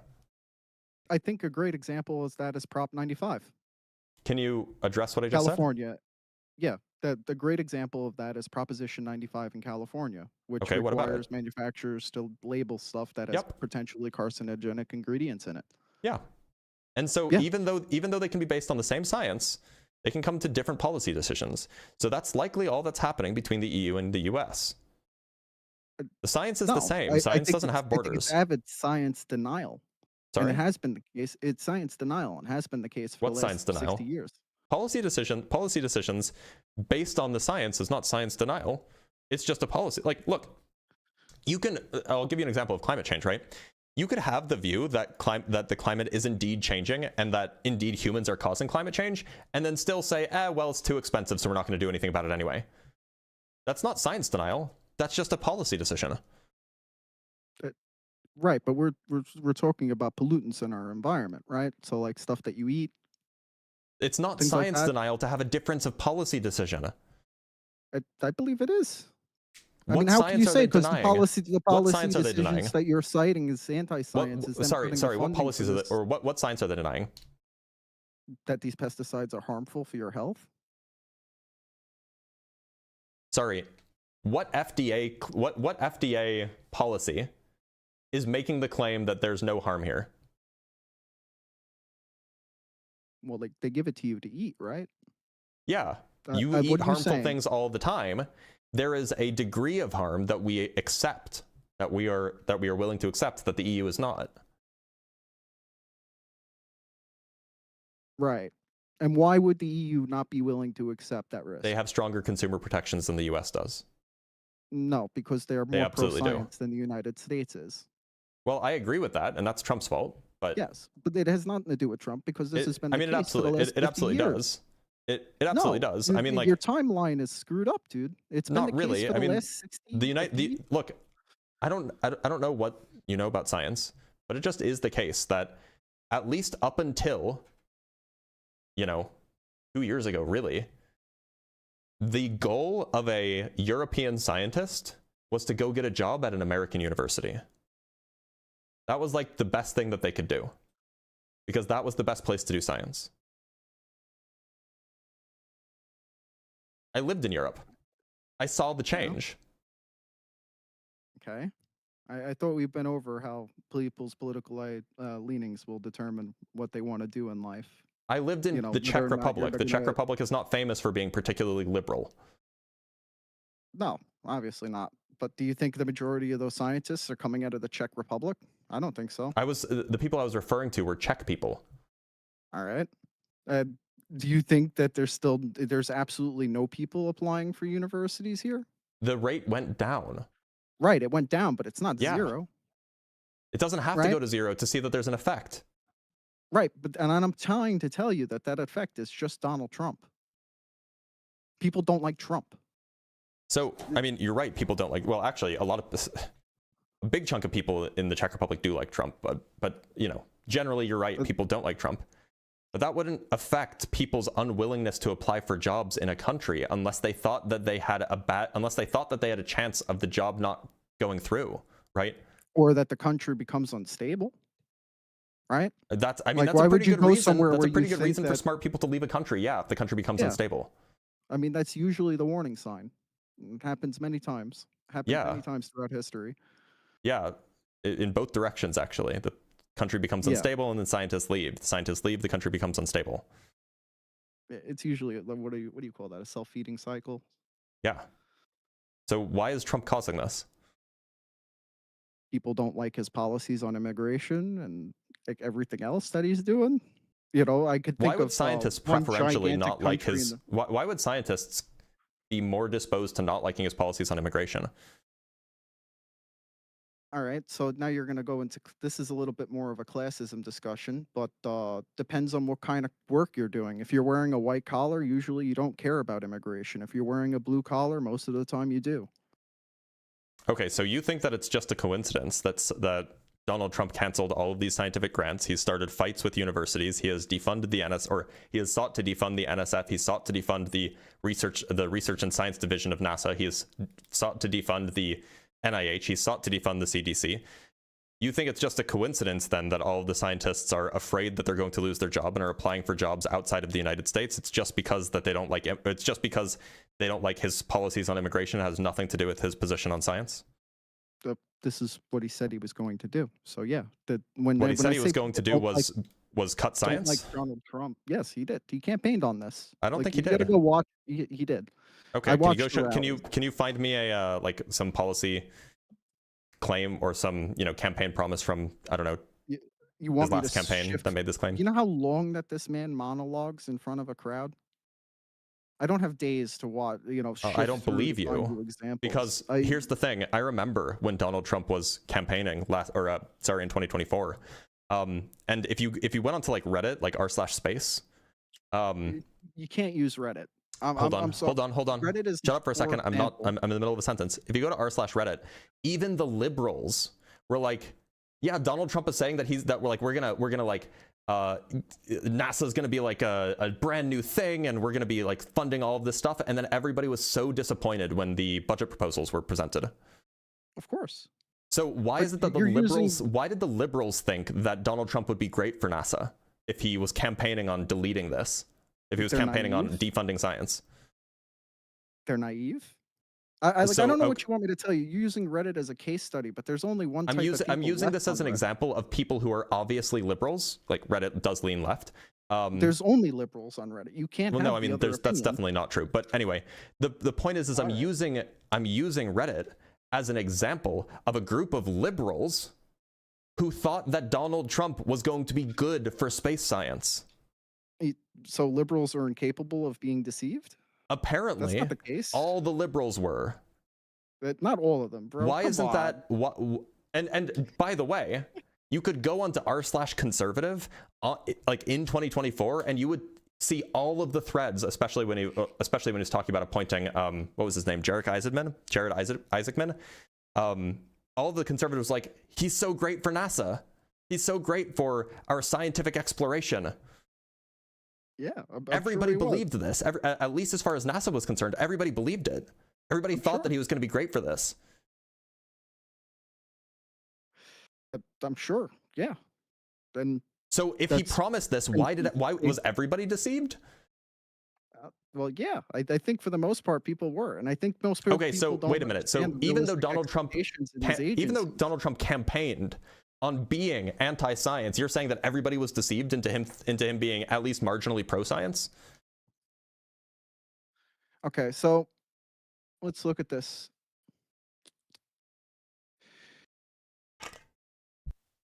SpaceX offers significantly lower cost per ton to orbit, typically charging 1.4 million per metric ton.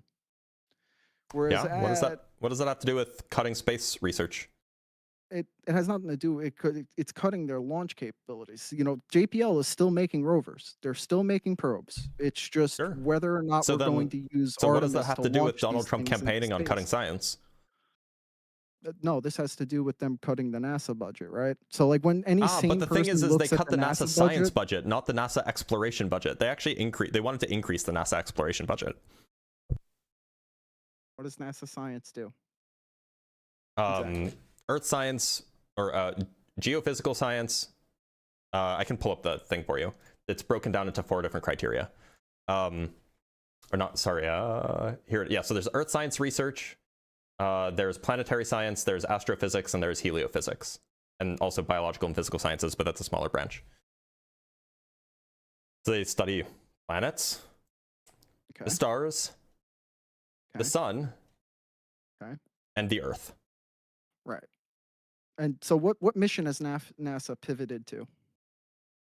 They've pivoted to just focusing on putting people on the moon instead of actually focusing on science. Right. So, which is that's a good example of the Trump administration being anti-science.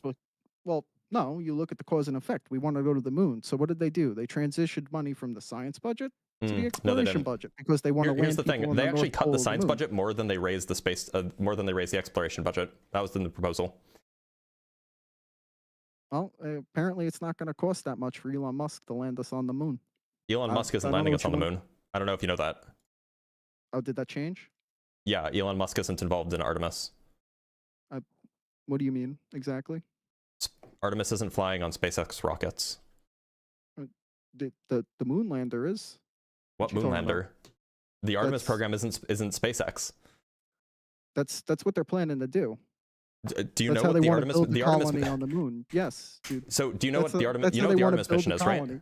Oh my God! Yes. Why don't you know anything? Why don't MAGA people know anything about anything? Okay, so do you know what the Artemis mission is? Yes, we're going to build the Artemis is going to be landing on the moon in 2028 or something like this. At least that's the claim. You're aware of that? Not happening, but that's the claim. Okay, so the Artemis 2, which is one that just went around the moon like a few weeks ago. Yeah. Do you think that SpaceX was involved in that? All right. So stop where you are. Now, when they get to the moon, right? When they actually want to start building this base, how exactly do you think you're not going to answer that question, are you? There?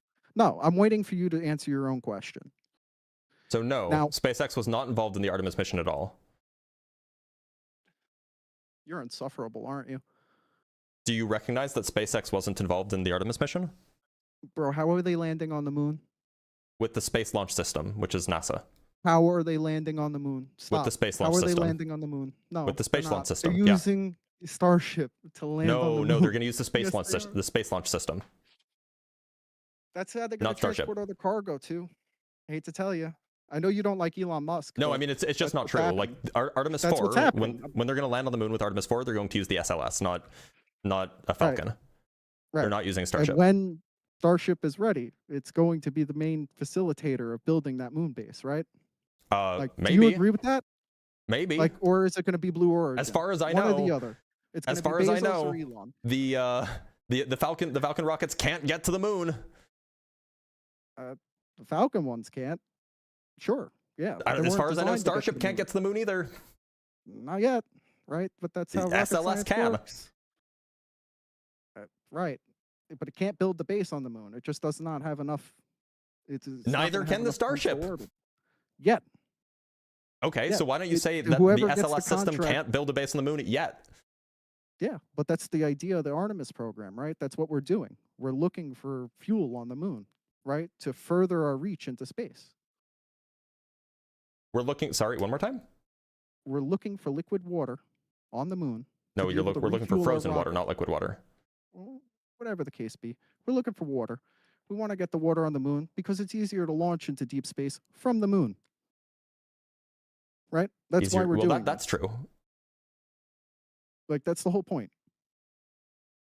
We want that refueling base. So, what so does that have to do with scientific research? That's the reason why NASA has pivoted the funding. Sorry, what We're- does we're that have to moving do with things around. scientific And it's research? also, well, you're the one that brought up NASA. You know, you're talking about how actually, they're sorry, I've cutting just their been corrected. exploration funding. So SpaceX Starship HLS is officially the lunar lander for Artemis 3, and Blue Origin is in talks for Artemis 4. Okay, so it is Bezos and Elon. Yep. Yeah. And the private sector is going to do it for cheaper, which could Are they? explain the reason for the budget cuts. I mean, I don't But know. why are they cutting the scientific research? We're going to the moon. Why are they cutting the scientific research? It's not at zero, is it? Right? So we're They repivoting proposed to a to cut different it in mission. half. Why are they cutting? Why? Maybe it doesn't need that much, dude. I don't know. I don't make the policy decisions. On at NASA. what Do you have grounds the does it not need spreadsheets that in front of much? you? On what grounds? I don't know, bro. Do you know? Yeah, it's politically inconvenient. It's politically inconvenient. Yep. Sure. We have evidence of this too. See, it sounds like you're projecting your own political biases onto your view of the Oh, world. do you want me to show you the And- evidence about how we know that it was actually done for political convenience, or rather political inconvenience? I don't know if you can see this. I can read you a quote. So there was a telescope that was in orbit. It was a NASA telescope. That its job, it's called the Orbiting Carbon Observatory. Its job is to measure the carbon dioxide in the atmosphere of the Earth. Right? That's what it does. It points at the Earth and it measures CO2 levels. It's been shut down, or at least they were trying to shut it down. I actually don't know if they succeeded, but at least as of the end of 2025, they were trying to shut it down. The Trump administration was trying to shut it down because it didn't, quote, align with the president's agenda and budget priorities. So what do you think the president's agenda is doing in that sentence? All right. So let's establish a few things first. Do you believe that a country's GDP is directly correlated to the amount of energy that they consume? Do you believe I don't holds have true? a belief on that one way or the other. I'm not familiar with the data. All right. Well, the Are you going to answer standard my question? consensus on Is this going to somehow answer my question? Yes. Okay, go I'm ahead. getting to that. The standard consensus is that the amount of energy consumed is directly correlated to the amount of GDP produced. And that's usually the case. You could observe it with China and the United States, vice versa. And the basic idea of what he's trying to do is get us to increase our energy consumption. Unfortunately, the mass population, like as a whole, is roughly against nuclear. So the only alternatives that we're left with is, unfortunately, oil, coal, and natural gas. And the only way to burn more oil, Wait a minute. and I'm sorry. natural gas- Those are the only ways to produce energy besides nuclear? I'm saying that the general public is generally against nuclear because they're uneducated about And so the we only subject. have oil, coal, and natural gas is what you're telling me? That's realistically what we have available to us. Yes. That's not true. We produce a ton of green energy. We do, yes. So why And didn't you it's list not that enough. too? What about wind? What about solar? It's not enough. Well, I mean, there's not enough because we haven't invested in it, right? Well, I mean, do you want Obviously. to cover some? There's also all right, biofuel, so by the if way, you which is look- not oil, coal, or natural gas. ethanol, sure, why not? But There's geothermal. There's hydro. we really don't. Hydro have is any green, but geothermal, but Niagara, New York City gets most of its power from Niagara. That's so then true. why did you only list those things? Anyway, so what Because is the it's answer to my not question? enough. So basically, the idea of what he's trying to do is get us to increase our energy consumption to hopefully increase the GDP of the country to keep us a world superpower. Unfortunately, through his policy decisions, the majority of the countries have only been dumping the dollar as a reserve currency. So it hasn't been working, is in a nutshell what I'm saying. But that's why he's doing what he's doing. Like, Okay, right, so like, are you going to answer my question now, or? yeah, that's why. We don't want to produce the carbon numbers because we want us to burn more Right, oil, it's politically natural gas, and coal. inconvenient for him to see the CO2 numbers going up. No. Right? What I am saying to you is that it's economically inconvenient to him. It's not so much that it's politically inconvenient. It's he cares more about the economics than he does care about the politics. That the economics is the politics. He doesn't have to win a third term. He's the already economics done. is the politics. You just proved my point. All right. So like he wants to shut his eyes and not look at the CO2 numbers because it'll make it'll hurt his chances of changing the economy in the way that he wants to. Yes. He doesn't want to That's politically motivated. He's shutting down scientific research for politically motivated reasons. Right. So what's better? That's anti-science. What's better, that the United States fade into obscurity, or that we keep funding all of this program? I'm not making a normative claim. I'm making a descriptive claim that he's anti-science because he's shutting down scientific research for political reasons. I'm saying that they're economic. I don't think it's necessarily political. Economic decisions made by politicians are political reasons. Are they all the time? Obviously. I don't think you can say that. No. So when a politician is making an economic policy decision, you're saying that that's not political? Not all the time, no. Okay, what is it? Sometimes it's just for the betterment of the country, the continuation of the union. Right? So, like, would it be better off for you if the United States I'm not wasn't making a normative claim. superpower I don't know anymore? why you keep asking me what's better.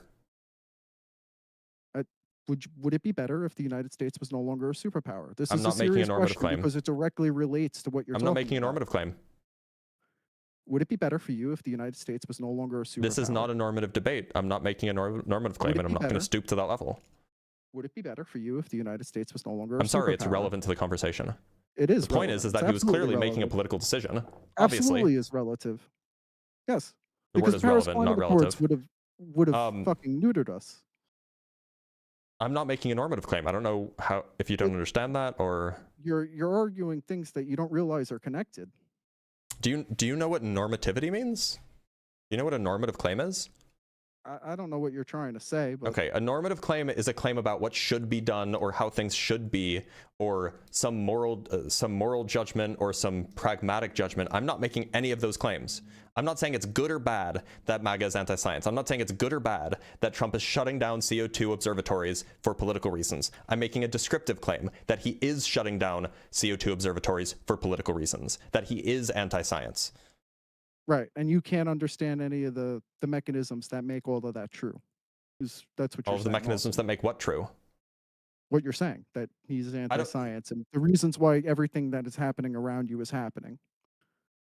It's very, very easy to understand it. There are politically inconvenient truths that come from scientific research, including climate research. That's awkward for Trump's political messaging. It's awkward for the United States. I don't know what you're talking about. It may very well be. It has nothing to do with Trump, dude. You're part of the shit. It may very well be. Regardless, it doesn't make Trump not anti-science just because there might perhaps even good political reasons to do this.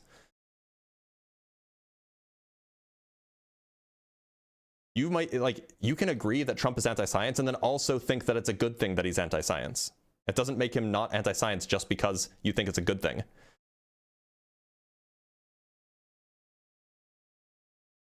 All right, touche. I think I need to rearm and come back. All right. Opajax, thank you for being here. Take care. You're a nice guy, bud.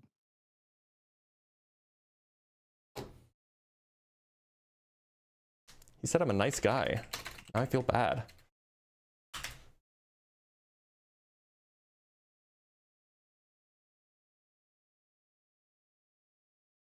Anyway. Y'all, unfortunately, it is that time. Oh, is it? Okay, hold on. It's not that time. Priest Mars, what are you doing here? When he said you were a nice guy, he lied. Oh, okay. And how do you know that?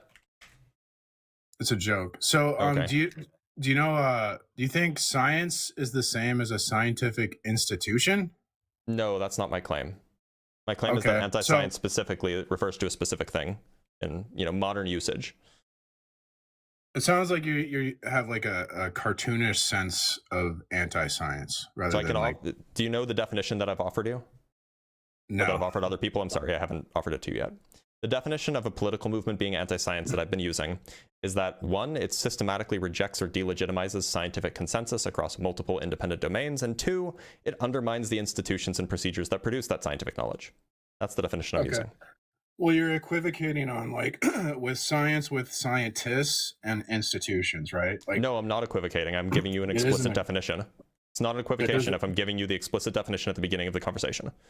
That doesn't follow. How does that follow? Yeah, because I'm not using science to refer to the scientific method or to some methodological naturalism. That's not how I'm using the word, and I don't use it that way at all during the conversation. So it's not equivocation. You should say MAGA is anti-scientists or anti-scientific institutions because they're not. That would be great if you were the person designing my backgrounds, but you're not. So. Well, you're using words incorrectly. Yeah, and fortunately, at the beginning of every conversation that I have with somebody, I tell them the way that I'm defining this word, the way that I'm using this word to refer to a political movement. Okay. Well, I would just say they're not anti-science because they're skeptical of certain expert opinions, or they restrict funding from certain scientific institutions. That doesn't. I wouldn't say that falls under anti-science. Okay, so you just don't like my definition, but you would say that that MAGA does meet the definition that I've offered, correct? Yeah, but I think your definition is anti-science because it seems like you have cool. But you do agree that it does meet the definition that I've offered, and that's what I'm here to discuss. Okay, so if you don't want to discuss that definition, we can just move on. But your definition is a thought-terminating cliche because you're defending science without questioning it, which is insane to me. But okay, have a good day. I don't know how it's a thought-terminating cliche, but thanks for being here, Precept. I hope your life has gotten better since you've come out. I actually don't know if he came out, but. And I'm not saying he's gay, by the way. I'm just saying that he's public.